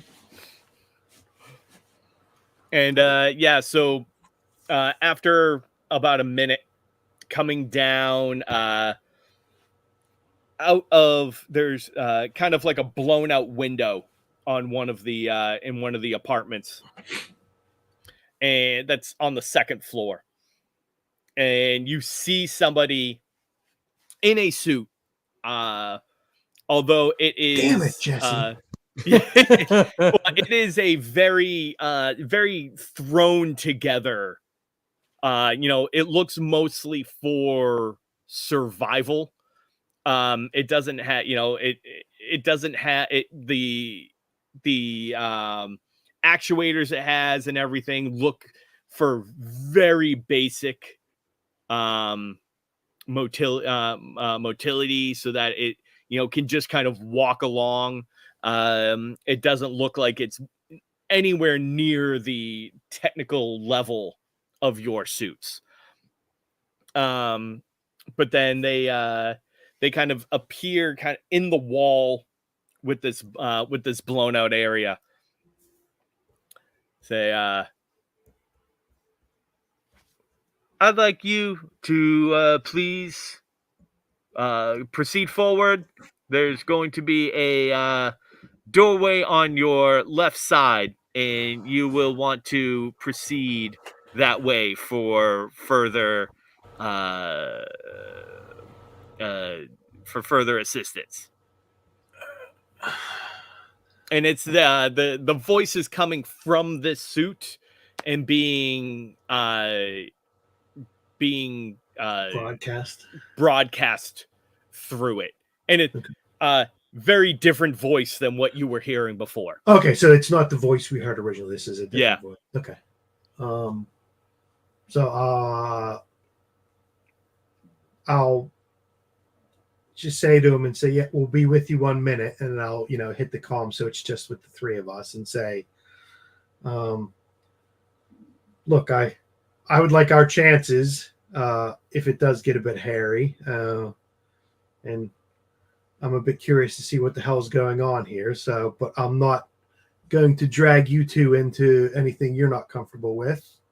Are you happy to go ahead and see what the hell's going on here?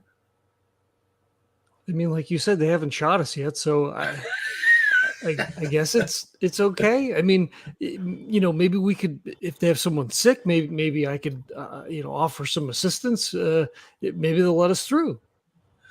Yeah, it's always good to offer any help we can. But if it does go a bit south, I guess you can patch us up if it goes south. I'm happy to go ahead and see what the hell's going on here. Zuchy, what about you? From what I've seen with this person coming towards us or whatever, I'm not too worried about if they can handle each other. Maybe the person shooting at us, maybe, but we get a little closer if anything get to go south. I bet you his quick draw is going to be as quick as me. So, you know what? I'm good with whatever you decide. And then, so I'm going to say that my flamer's on my right arm. So I'll give it a bit of a tap when I'm turning around talking to the guys and say, okay, let's see what these scrub bums have to say. And turn around and click back off the comm and say, okay, we're coming forward. Just tell us which way to go. And just very nonchalantly just following, whoever it is. Yeah. And say, you want to go to the you're going to come to the overhang and you're going to take a left, and there's going to be an entrance about 8 meters in front of you. You will be assisted from there. Make a left and go 8 meters. Gotcha. Are you going by? Is he going by himself, or are we just following behind? I didn't catch what exactly. No, you can all in a line, right? Yeah. I mean, I was asking. I'm quite happy to go chat with them. That's why I was asking you guys. Okay. I wasn't going to lump you in any decisions. I'm going to, as we walk towards the place we're supposed to go, I'm going to look at the door, and if it opens up, or I'm going to make sure that we're just not walking into a cell or something like that. All kinds of iron bars around us. Yeah, exactly. Yep. Aren't you? So I'm going to say to the person in the suit, are you coming with us, or is it just the three of us going? So no, I'll be meeting you over on the other side. Don't worry. Just I can't really jump down from here. It's a little bit of a because he's up in the window. So he didn't come out. He's up in the window. I gotcha. Yeah. Okay. Yeah, he's so the second floor has kind of been knocked out as almost like a way for them to communicate with people. Gotcha. So I'll start walking and go ahead, and like I said, if the other guys are happy with it, I'll keep my eyes open and look head on a swivel, as much as a head on a swivel you can have in a suit, but I'll also I'll make sure that. Why don't you go ahead then and give me an awareness check? That's brain. Zuchy, do you put me in the middle at this point? I'm sorry, I didn't hear you. You put me in the middle and take up the rear then? So I'm for sure. Between you two guys? Yeah, for sure. Oh, you should protect the baby. That's another 5. Nice. So you actually, as you turn the corner and you start to look around, you actually are able to spot there's a little bit of a glint of movement up from the 5th floor of the apartment, and you actually are able to see this person in a suit with a long rifle kind of trained on you.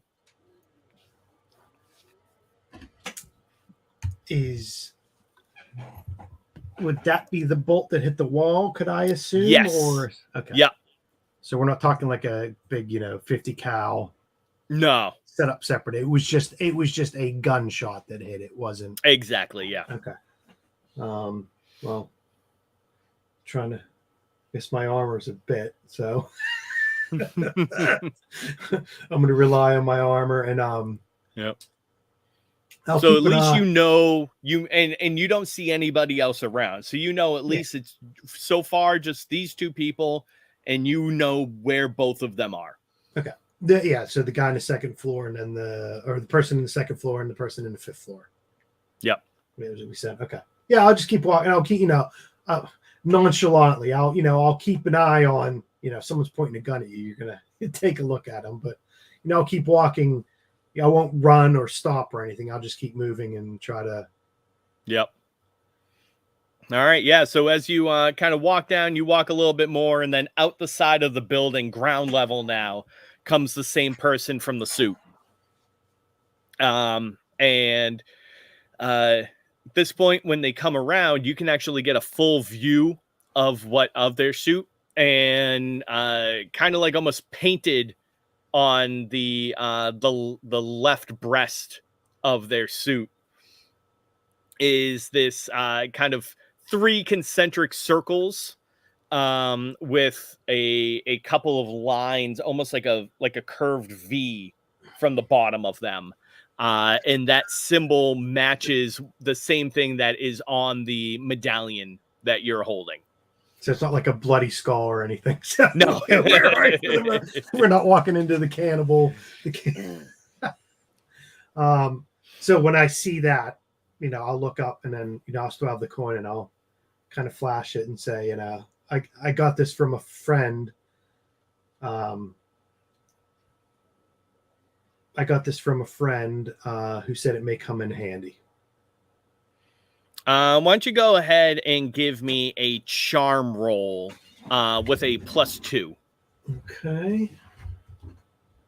Don't know much. And if you have anything that you might, I don't know if you have any skills that might be applicable, but I'm charming if I don't blow you up, I guess. So yeah, right. Make all my demolitions, right? That's so intimidating. Okay. Yeah. And this is gonna be a DL4. And that's a 6. Beautiful. 4 plus 2.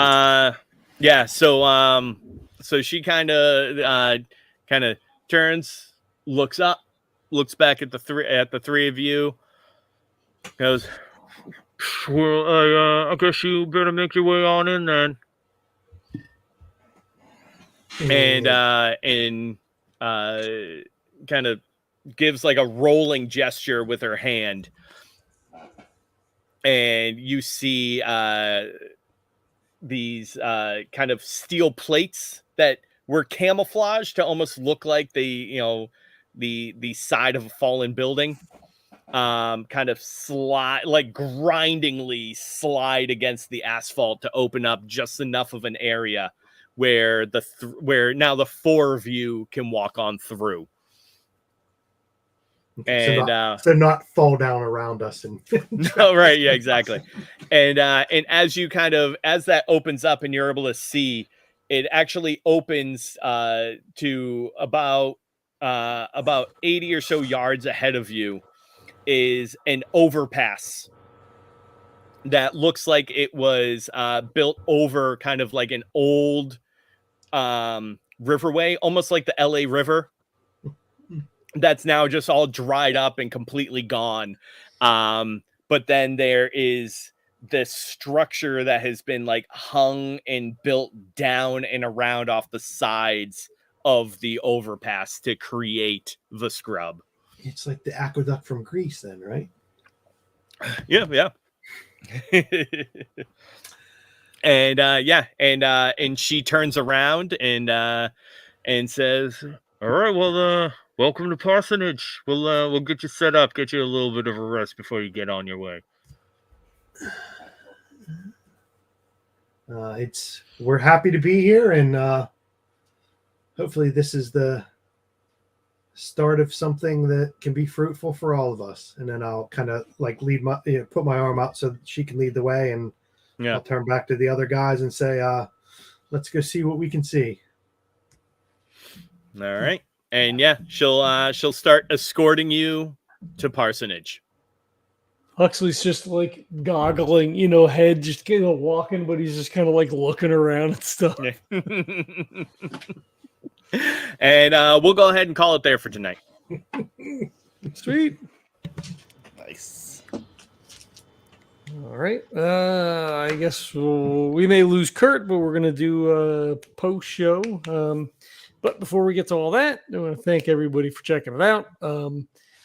This one may or may not have been a little bit clunky because it has been a long time since we played it. Just engaged with this particular game. It felt like it got better the farther we went along. So thank you for checking that out. Runners, are we ready at some point in the future? Don't put a date on it. Just vaguely in the future. In the future, it will be a thing. It's in the pipeline. Right.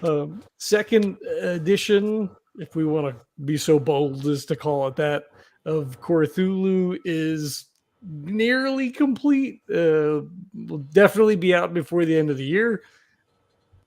I think it's safe to say that, right? Absolutely, yes. So look forward to that. That's awesome. Links in the show notes for all of the core related things. Please check all that stuff out. If you're interested in a Patreon backing, there's a link for us. Go back Todd on Patreon instead. We are designing, playing, and running core games, so support the guy who created core in the first place. Prefer you do that instead, but we do appreciate you checking us out. We're gonna record and play games anyway because this is just what we do. Spite cast, baby. Spite casting. Ratings and reviews on iTunes or whatever your podcatcher of choice is. Super helpful. Yada yada. You get the whole thing. So again, thanks for checking it out, and we'll catch you next time. Peace.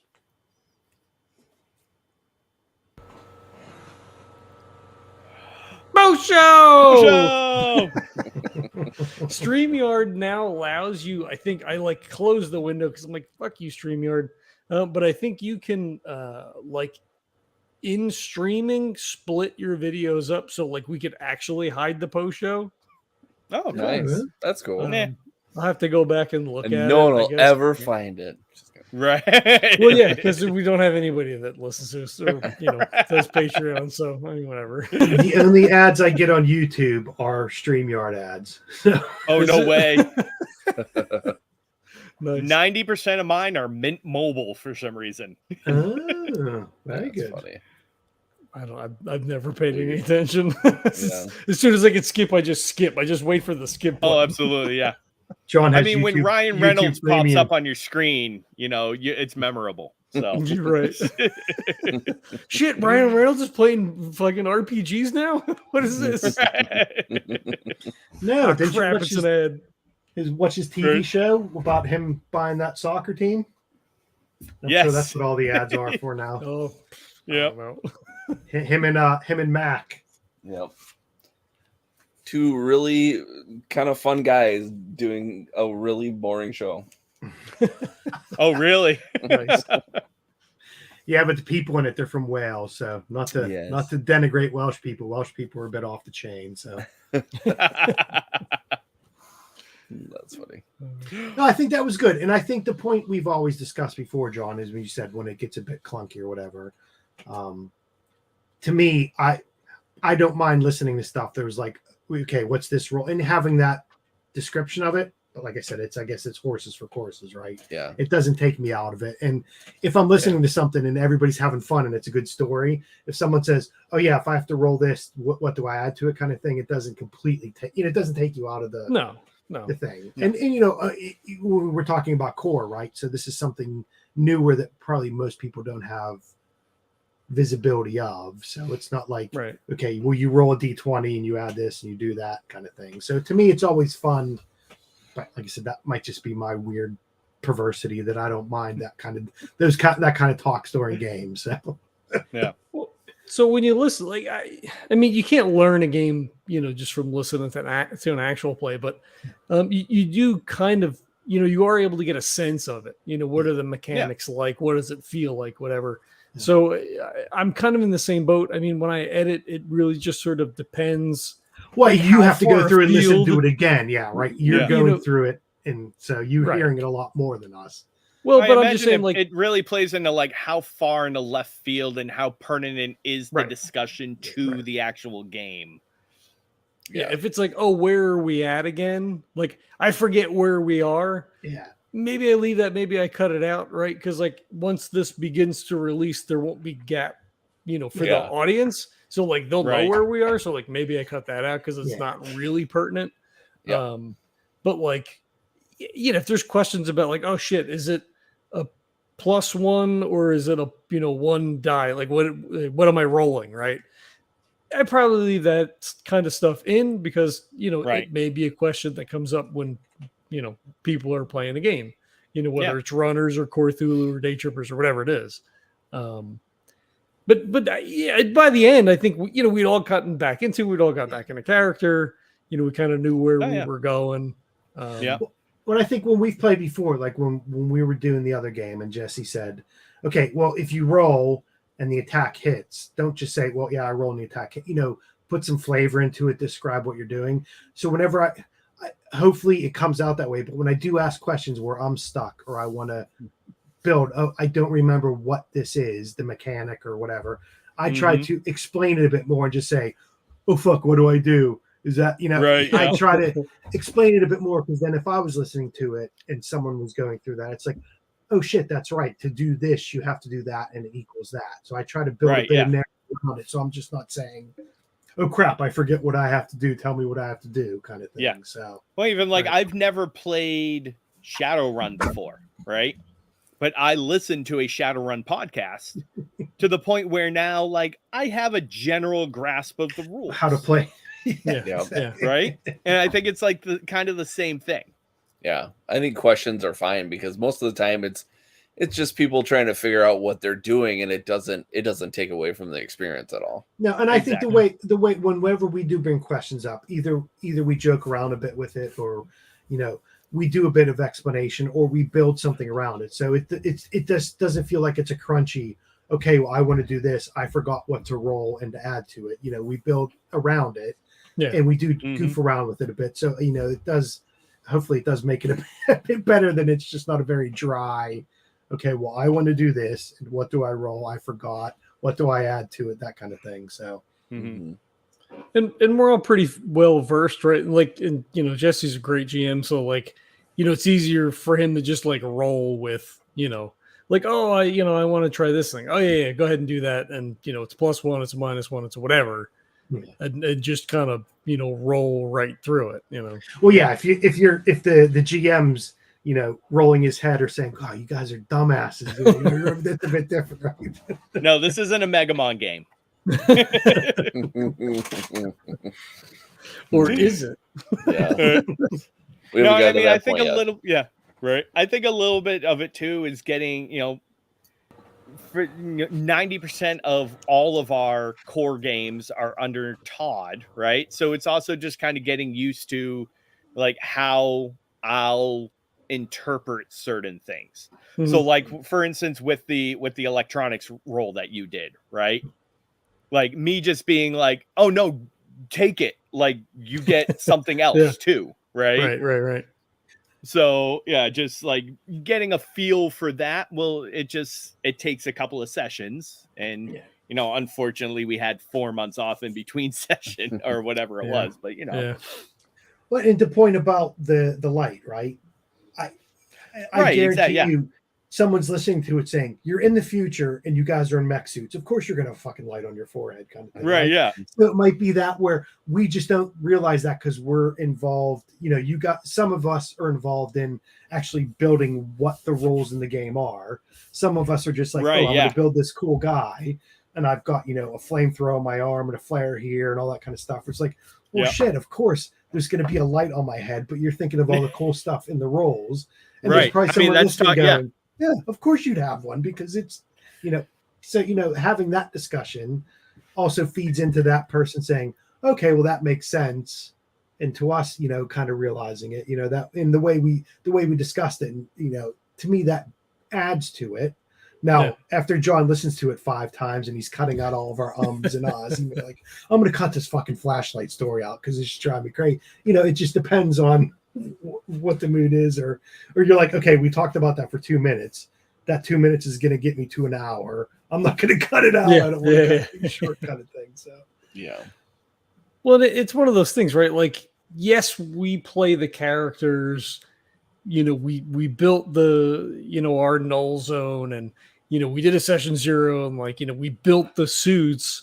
But like we're also not people in the world, right? So like you just don't think about like, oh, of course, it has lights, or I brought a flashlight, right? That's why, with like, Trail of Cthulhu or Fear Itself or something like that.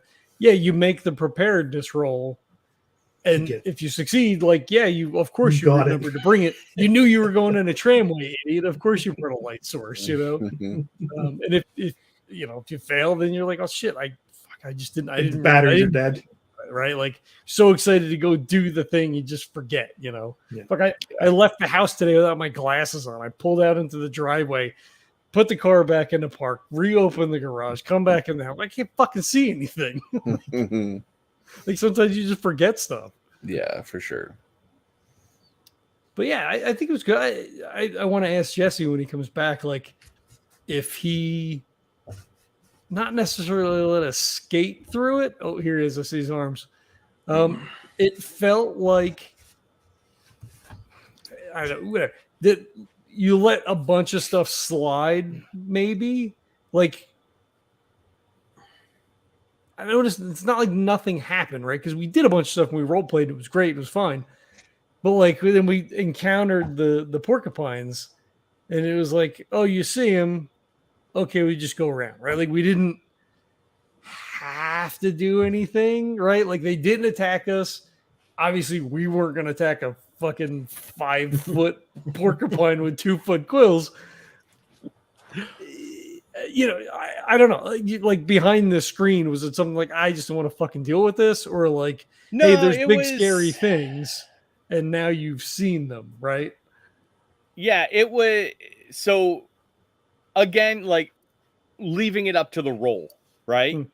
Y'all rolled well enough over a couple of rolls where I felt like you were in a good enough position to kind of, like be like, hey, this shit's here. Like, and it's a potential threat, for when you come back. Like you might I was not going to say, yeah, don't worry. We'll lucky. be seeing them on the way back. They're going to be all done Right. humping and they're going to be coming. That Yeah. was the preview. Right. Exactly. Yeah. So, but great if Kevin had rolled one less, Yeah. like that would have been an encounter at that point, because you would have come up and actually disturbed them, and he's pissed now that he's not getting laid, so he's gonna fucking attack you, right? And I think the way I took that, right, because this isn't a one shot, right? This is a campaign we're running. Mm-hmm. That that shit will come back around. So if this was a one shot and we want to get in, we build a null zone, we built a run, we're going to go do a run. If this was just a one shot and we didn't have any combat or anything, that's a bit different. And to me, my mind was, when we got to that point, I'm like, okay, well, if we get around that, then my thought was just like Jesse said, okay, we rolled pretty good. And I think my thought was, okay, well, Jesse has something at the end of this we're getting to, or the place we're going to end up, that will be a payoff for that, right? So if this was, okay, well, you get past them and there's another parking lot and it's a whole bunch of empty space, and we end it with us still walking, then that's different, right? And if I was running it, I'd be like, okay, well, there's going to be nothing after this encounter because I don't have anything set up until after. I'll have them, bodge it and have to do this encounter. The fact that we ended up going somewhere and had that dialogue and found something kind of offsets the encounter with the porcupine things. To me afterwards, I'm like, okay, that makes sense. That if this was a one shot, of course we'd be doing all that, but this is we wanted to do we want to do a campaign. So that sets it up. And my first thought was, okay, we're going to be seeing them on the way back. So if we roll shitty enough kind of thing. So. Right. And yeah, that was my feeling too, is that I'm not, if this was just a one shot, then I'd kind of force those moments more. Yeah, sure. Just you make the DL harder to get. Yeah, exactly. Like ramp up the excitement, make sure that we get everything into one session in order to also show off like the potential of the system and the game and everything like that, and the setting. With this being more long term, I'm okay riding those highs and lows a little softer, and also putting the stress in different areas. Right. The point is, so we didn't have to go whack something till it was dead. Zuchy got that extra point out of that from that feeds into it, that you're running something longer than just a one shot. A one shot, exactly, yeah, that kind of thing. So to me, that made perfect sense and it felt good. And I think the way we played it, and then it was really cool when we got to that point, and we asked the questions. Well, I was told there's going to be a bridge and a river, and there's not. And I'm like, well, fuck it, let's just go. Everybody agrees, let's go see what these dudes are about. And then we go, and there's like, oh, there's an overpass and there's a dried river. Like, oh fuck, okay. Can I tell you something? I forgot about the bridge in the river. Well, then you worked it perfectly, right? And that's the fun part. Like when John and I were talking before, there's certain games that are fun to get railroaded because like a hack and slash thing. Okay, you're at point A, you have to get to point B, and it's fun getting railroaded that way. But to me, it's also fun where I'm like, okay, I have this idea in my head, and I told John before when we talked that we're always good at throwing so many friggin' curveballs. And that's a fun point where I'm like, okay, well, I wanted these assholes to do this, and now they're doing that. How am I going to meld those together and something else comes out of it? So, to me, that's always a fun bit. Because when you're not playing, if you're running, you're more involved, but you also have to do a lot more stuff. When you're playing, you can focus on your character and what they do and how they act. To me, it's fun where I'm like, okay, this is where I think it's going to go. And you guys go completely the other way. I'm like, okay, well, I'll just take that and move that over there. To me, that's a fun bit of running a game. Yeah. So it feels like you're playing because you happen to think on the fly, and getting a scenario that's written and you just read it through is fun if that's what the mood everybody's in for. But for us, like I said, this is a group that I don't think we can ever railroad right. because so to pull the veil back a little bit, or a lot of it. When we went through, I had the 3 pieces of intel that you went into the run with, right? It was the tram, the porcupines, and the scrub, right? And so I knew I wanted to include all 3 of those in this, mainly because this is, even though we've run runners before, this is the intro to this campaign, and this maybe the first time people listen to a runner's game. So I kind of wanted to hit on all those points, right? So in terms of Nexus points, right? We had the tram. I made that the first one, and I knew I wanted to hit 3 because we have 3 pieces of intel. I didn't write down. I need to start a new notebook for this campaign because the notes that I took were super basic. So I didn't know what level run this was. So I didn't know going in what the DL should be and how many Nexus points. So I just was like, fuck it. DL4, 3 Nexus points. That's what I'm going to do. And so we had the first one, the tram, right? Second one, the Kodiak porcupines, right? And then the third one, I was like, well, I don't want to just throw a scrub at them or throw some people at them, right?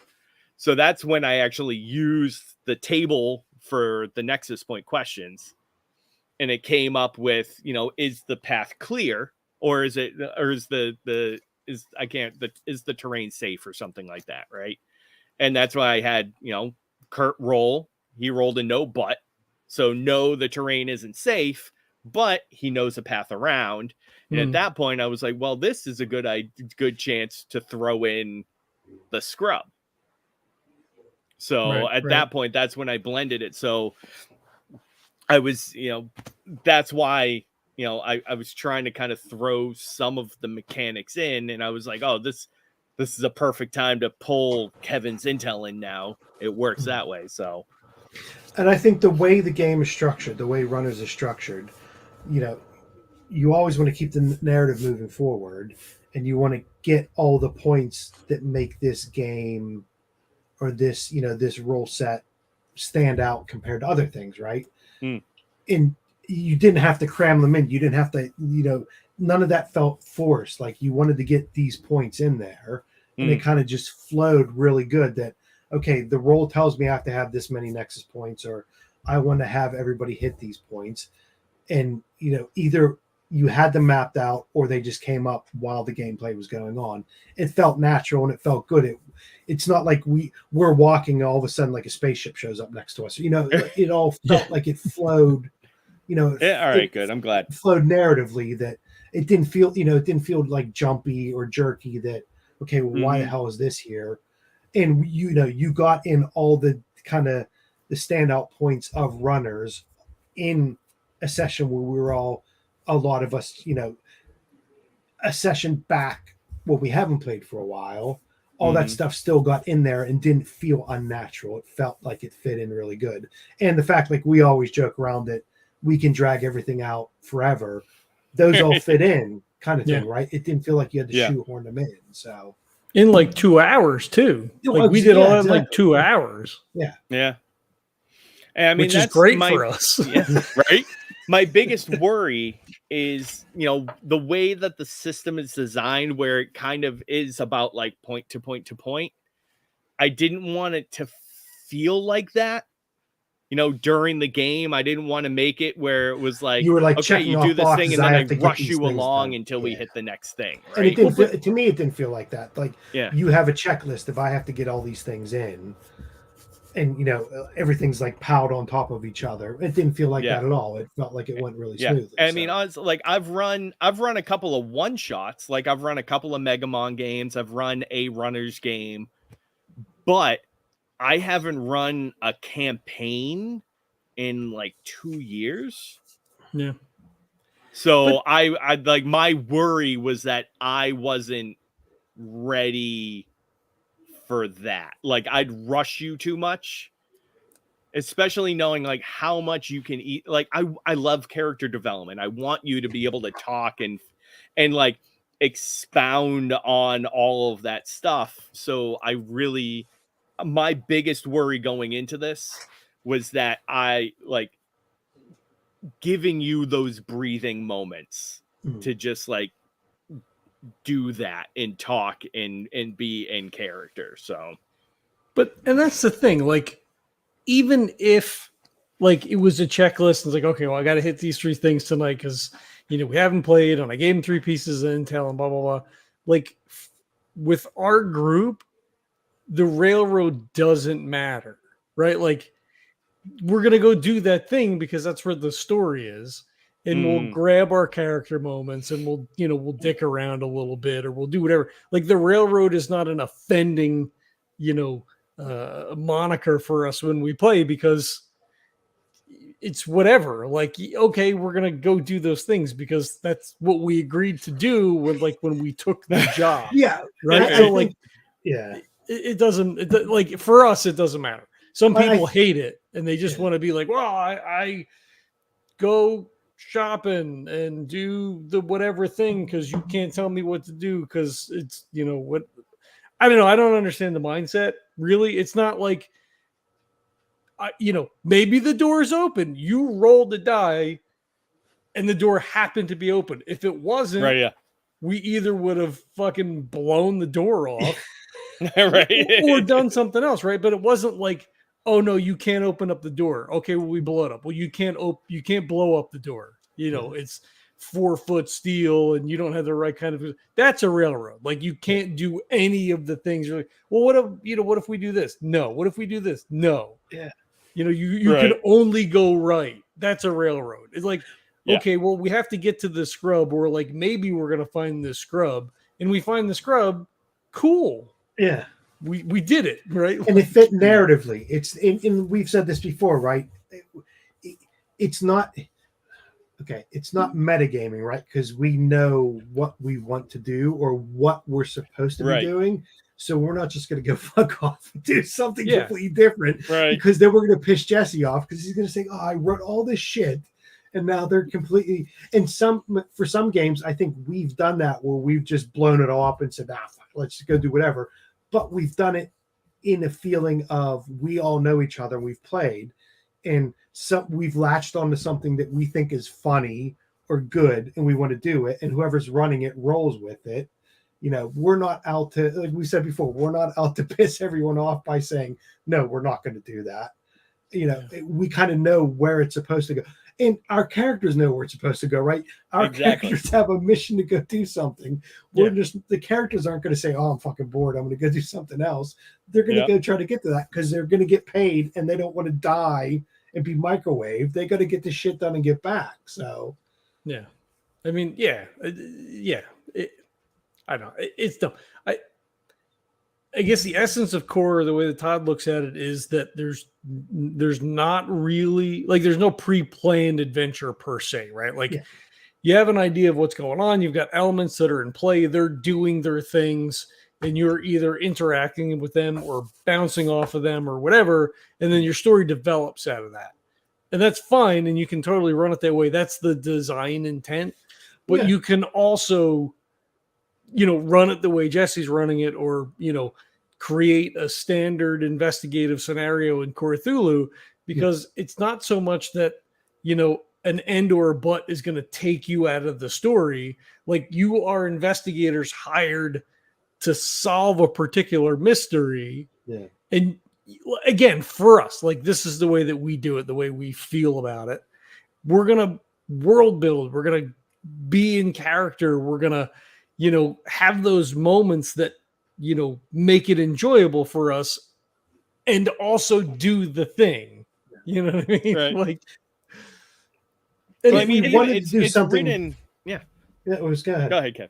I was going to say, if we wanted to do something sandboxy like that, Core lets you do that, right? Like the old thing. What was it? I forget what podcast it was, but yeah, you guys woke up. Everybody wakes up on a slab, kind of thing. I have no idea what you guys are going to do, and the ands or buts let us just go wild and crazy with it. You could do that, or you could do it where you guys all wake up on a slab. I have an idea where you want to go. The and or buts can get us there, or they could not, and we'll just take it wherever it goes. And none of us are in it to be confrontational. Like, well, no, I don't want to do that, or no, that door's going to blow up because I'm going to make it blow up. That kind of thing.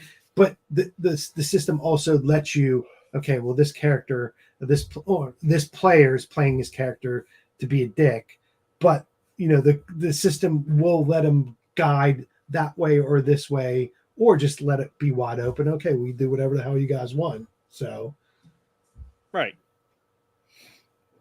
I mean, you guys use the ands and buts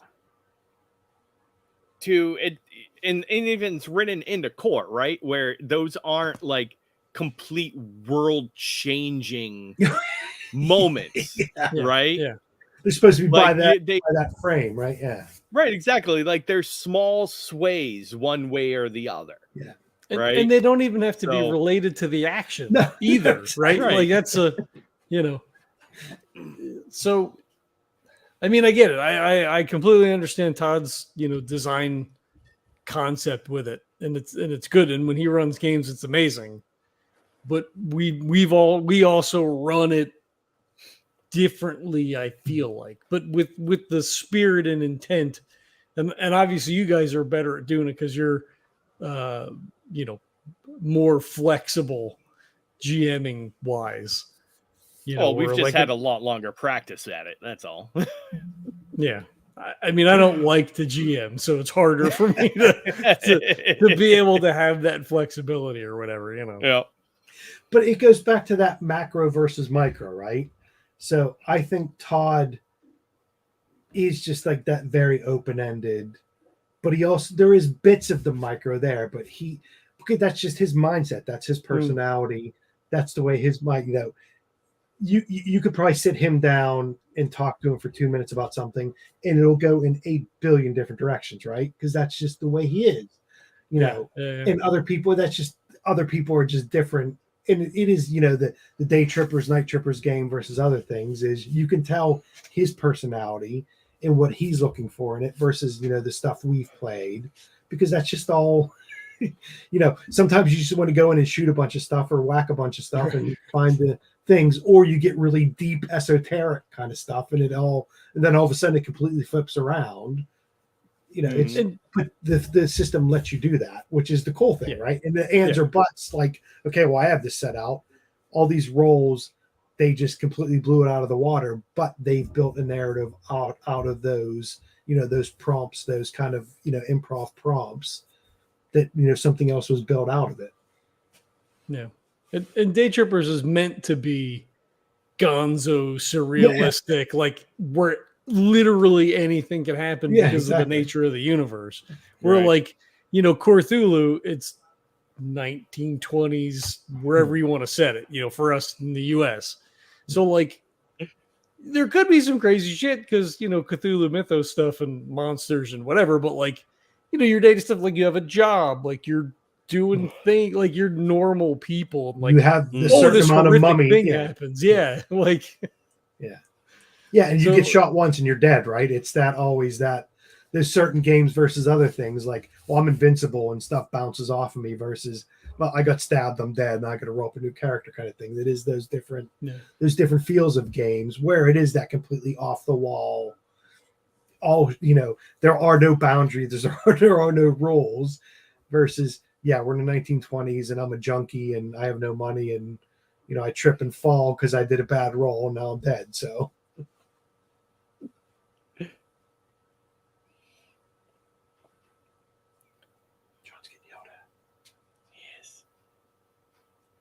Let's talk about him a little bit. Looks like he's talking on the phone. Right. sorry. It just looked like you were I was talking listening. on the phone. You were like, No, It's my kid strange. was It's standing strange not being able to see into the hallway anymore. here. Oh, oh yeah. shit! I just noticed that. Did you We're switch just it all looking around? we're looking into the corner. We can't see anybody on the other Because it's side. not of the the room other now. way. Oh yeah. I don't think I ever saw that small bookshelf on the other side. Right. No, yeah, that's Man, why you have a shit ton of books. God damn. I know so many books. I wound up taking Kurt out of the stream at one point because I'm not used to being on the desktop. Everything's all fucking wonky, and this is kind of like, Oh, is in that my what happened? eye. Yeah. Yeah. I was just like clicking on things. I'm like, oh fuck, where'd he go? Shit. But no, I mean, so one thing I was thinking about is if you take runners like what we just did, you could super easy break this into a plot field, right? You have 3 locations. You have the 2 null zones and the burnt, and then you have 3 potential interactions inside that area. We had the tram, which is a location inside a location. You have the porcupines, which is a potential dangerous encounter. And then you have the scrub, which is also like one where it's a location and a potential encounter. Yeah. And that's a plot field right there. Yeah, essentially, yeah. And we're just sort of meandering our way through it. Yeah. I mean, it really all depends on just what process you take in order to figure out. I mean, we've talked about this with Cthulhu, right? It just all depends. You can use that basic story construction, that adventure construction, and it just really depends on how you have the players interact with the nodes inside the fields and how you connect the fields. Right, because they're free to go anywhere within the areas of concern, if you will. Right, yeah. They can go here first, they can go there first, you go here first, right? And then it's open to whatever, and then kind of the ends and buts, like with the tramway. So, we got a yes but or a no but or whatever, right? So like, no, it's collapsed, but I can see a way in, right? So if it had been like a complete fail, well, we probably wouldn't have went down the tram then, right? So the story diverts then at that if point. you had rolled a no and right, then it would have been like it's collapsed and there's no way to get in. You're now going to have to spend an extra 2 hours either going around the mega mall, or you're going to have to really hope that this extra 9 grays of radiation damage over the next 2 hours isn't going to kill you. So it makes it. Huxley's all right though. He doesn't have to worry. Well, nine would hurt. But that's what makes it not a railroad then, because like the rolls then determine at least partially what happens then with the ends and the buts, right? So again, if it was a no end, then we can't get in there. There's not like, nope, I have to have an encounter in the tram. Like you have to do something. No, the encounter then is like, yes, you get there and it's all fucked up, and now you have to go somewhere else. Like that's it, and then you go somewhere else. And again, maybe it's just the way that we play it, right? Like, because obviously everybody plays differently. This is what works for us, so it's what we're going to continue to do. Right. And I think the other thing you have to take into consideration, right? It's still a game with dice. So, you're leaving that up to what happens. And to me, that's fun, right? If we did a narrative game where it was just all narrative building, I think we could do that. But the randomness of the dice does make it a bit more. Then it keeps you on your feet, right? Because if you're building a narrative game where it's just all not improv, but it's a diceless game, then you're relying on, then you're probably thinking all week before you play, well, I want my character to do this and maybe they'll do that. And they map it out. The dice then changes it where your character is like, okay, well, my character do this. And if he fumbles it, it's like, well, I guess he's not doing that. I have to think of something else. That's the whole idea behind playing games with dice is it's just not a storytelling game. And there's tons of those out there. And I'm sure we could do that because we could, we've done it before with, with Kurt stuff. We can do a narrative game, but if we're playing a dice game, a lot of that fun is leaving it up to the dice of, we can clear that blockage or we can't. Well, if we can't, then we got to come up with something else.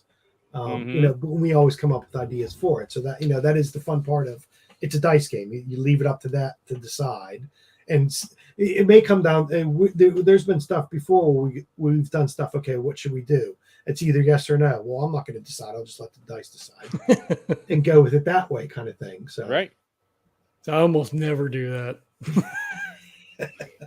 I think there's been a couple of times where I'm like, oh, what the hell? I'll just one or two and just roll it and see what it comes up as. Mm-hmm. I mean, I feel like I get into enough of the character to kind of know what they may or may not do, right? Like it's never usually like oh fuck, I have no idea, I will do rolls. I find myself doing it every once in a while with Trey. If it comes down to an impulse. Right. But that's how you play him though, too. Exactly. Yeah. And I'll usually roll it like against the stat on it. So I'll pick like his psyche and I'll be like, okay, if I roll under his psyche, then impulse takes over and like he does what he wants to. That's why Nash has a spray bottle. Yes, exactly. Right. Yeah, so I find myself every once in a while doing if me as a player am like indecisive on what if I want to do this or not, then I'll leave it up to a die roll to be like, okay, well, is this not like you said, like I have a good grasp on what the character would do. So in those instances, I leave it up to if it's something that either is impulsive of them or if they might do because they're afraid and don't necessarily have complete control over their action. So if they're afraid or if they're super angry, something like that. So yeah. It's just for me, when I do that, it feels a little more spur of the moment, like it would happen in reil life. Right. Like I get really angry and I fucking punch this thing. And it's like, God damn, I think for me, it comes down to, we know how our characters want to play it and what they would want to do. But there's certain times where like, okay, well, this character's in a position where it's either left or right. And to them, they could go either, but also the GM setting it up or, okay, if we go right, then we just go through and it's fine. If we go left, we're going to have to fight our way through. And sometimes I'm like, okay, well, that'll be kind of fun, but I also don't want to metagame it, right? So I'll just let the dice decide and do it that way. Because then it doesn't have that feel of okay, well, the GM set this up. It would be fun to do. But if I say, yeah, let's do that, and it goes against what the character would normally do, people are like, oh, you just did that because that's, what to think. So I'll just leave it up to the dice and let that do it. And if it comes out, then I'm like, okay, well, it's fine. It hasn't ruined the story. It hasn't changed it. The character is just kind of in a position, like you said, it could go either way. Well, I'll just leave it up to that. Right. And just do it. Yeah. And I mean, unless I've developed some kind of backstory where it's like my character always goes left. Yeah. It's like, yeah, I'll do the same thing. Like if I'm playing D&D and we're doing like a dungeon crawl or something like that, Like, unless I've come up with a predetermined pattern of like, I'm going to go left and right and left and right and left and right, then yeah, a lot of times it's like, okay, T junction, which way do you go? I go left this time. Like, because I'm just trying to imagine like me walking down that area. It's like mentally, that's what I would do. I would just randomly pick a direction.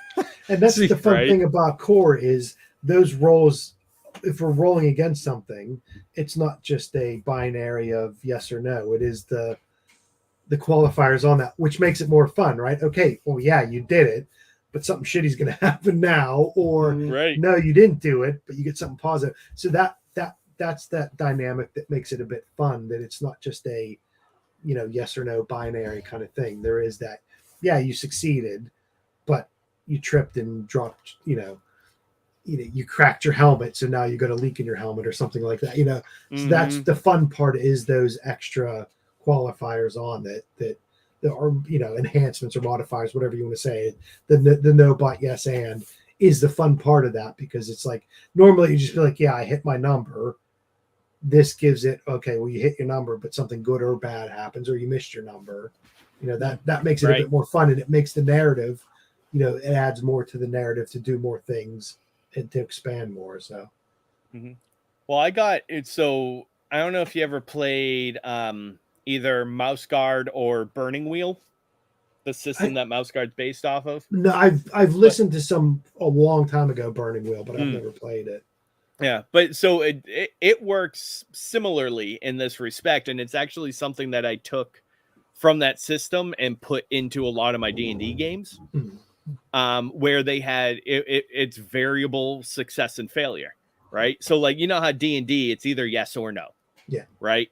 You either like, do I open the door? You roll the die. No, you don't.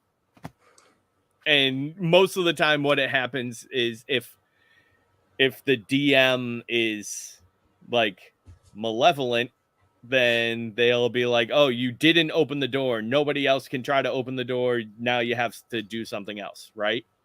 Or they'll be like, or they'll just let you keep rolling until eventually you get a roll high enough and you open the door, right?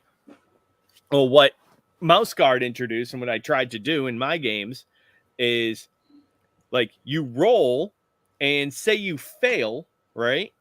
Well, similar to what, and it was funny because I was doing this like years before I started playing Core, but Core pretty much does the same thing, where you roll and you fail. Well, all right, failing means like, depending on how much you failed the roll by, right? If you only failed it by like a couple of points, well, okay, maybe you do open the door, but like say the rogue is trying to pick the lock, right? Well, all right, maybe you do pick the lock, but you break your lock picks in the process. Or maybe like your barbarian smashes the door down, but like they get hurt in the process. Or maybe like you try to smash the door down and you don't open it, but not only do you not open it, but the noise alerts the guards around the corner. And now you have an encounter, right? Yeah. And Core works the same exact way, right? Whereas like you can succeed at a cost, you can fail forward, or you can fail behind. Right? There's a system that uses that fail with a cost too. It's not fate, right? It's something else. Is it Blades in the Dark or something like that? Maybe, where you can fail or succeed with a consequence. Too many fucking games. I don't remember what it is. Right. But there's a system I think specifically has like that terminology. Yeah. Because if it's a crit success or crit fail, it's only 2 numbers out of 20, right? That's no fun, right, because then you don't get to do all the, either you really effed up or you did something amazing. It is a bit more fun where you have a bit more leeway to build that narrative around that. So yeah, and that's what it is. And I think Burning Wheel uses failing forward because they always, what they want you to, what the whole point of it is to always keep things moving. Right. So even if you fail, turn that failure into something that keeps the story going, so that it doesn't just completely stop there. Right. So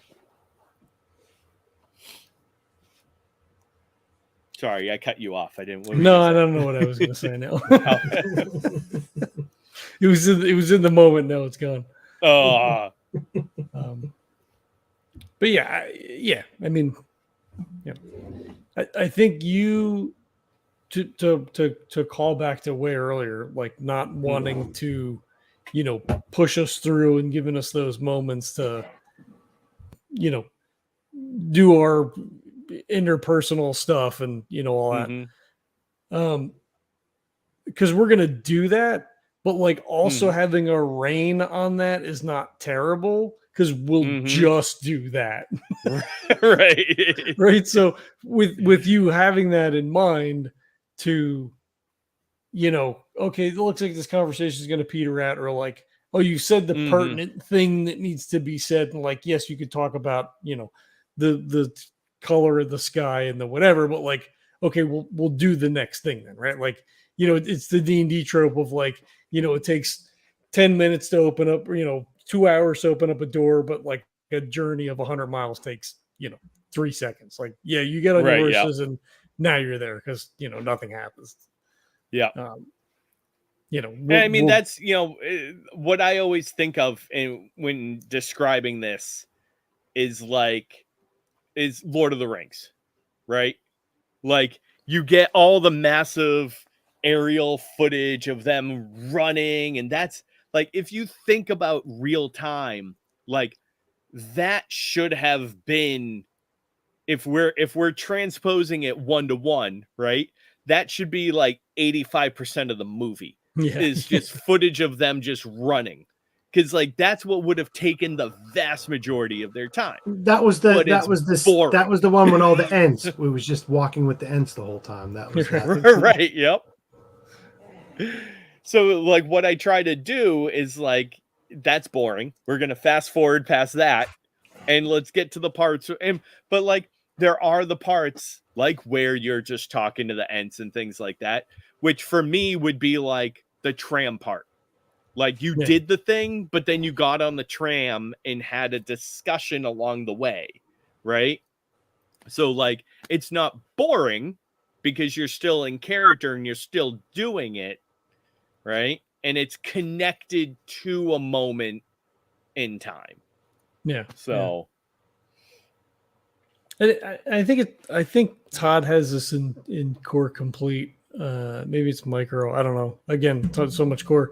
That your characters live their lives, like they're doing things, they pay their bills, they go to work, they're going out to dinner, but like we don't really care about that because that's not the interesting stuff. It's right, the interesting stuff that we're playing against. It's exactly, yeah.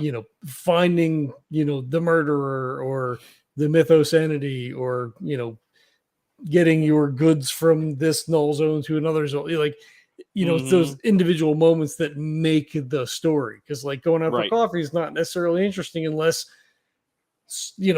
the store got robbed, or you ran into somebody you haven't seen in 30 years, or exactly, a celebrity walks in and like pitches the fit or whatever. Like that's the story. Like just going to get a cup of coffee is not really relevant. Right, exactly.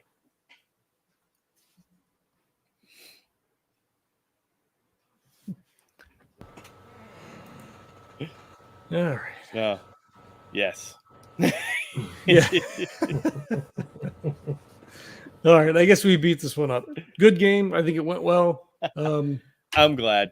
Yeah. Yeah. It was good. I said I haven't run I haven't run like a full game in a couple of years, and so my biggest worry was just getting back into not pushing everything along and just kind of letting it play out. So I'm glad that it worked out that way.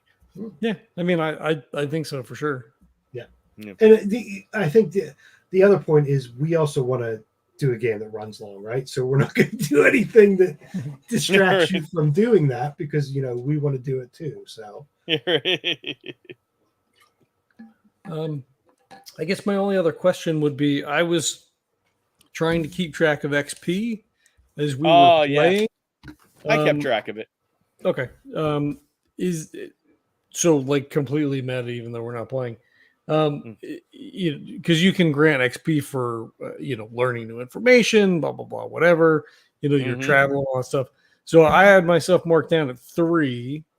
Yep. Is it more than that? Like, do we get XP for discovering the null zone? Do we get? Is there ancillary things that would be XP worthy, or no? Like, no is fine. So so discovery of new null zones is going to grant XP probably. We kind of knew this was going to be here. Yeah, exactly. Yeah, I mean, you like the burnt is the burnt, right? You go into that. That being said, I'll probably do an additional, the way things worked out, the discovery of a scrub, of like a so anything that is either like new discoveries, like you went into this knowing about the burnt, knowing about the mega mall, like you knew those things going in, so they weren't necessarily like discoveries. Yeah, no, not any of that stuff. Specifically I thought about the burnt, or not the burnt, but the scrub. But like the scrub, is that so? I wonder whether or not that's not XP for next session, like assuming we don't get murdered and we don't murder them, and like everything is like happy and right, exactly, whatever. Like I don't we don't know right now what that means. Like we're going in and we know there's people there, and like yes, there's a scrub. Yeah, my thought was to do it after and during next session, depending on how it plays out. Right. That you could, I mean, you know that there's now a scrub here, the exact location of it, and you could get an XP for also having this like now be a good point of contact. Like it's and I guess this is something that I need to like actually flesh out in the book of like what XP is and when to award it. Right. And so like maybe like getting an XP like for discovering something useful inside the burnt. Like that could be like you said, like a scrub can be something that is reused over and over again. It's or even it's a new faction, right?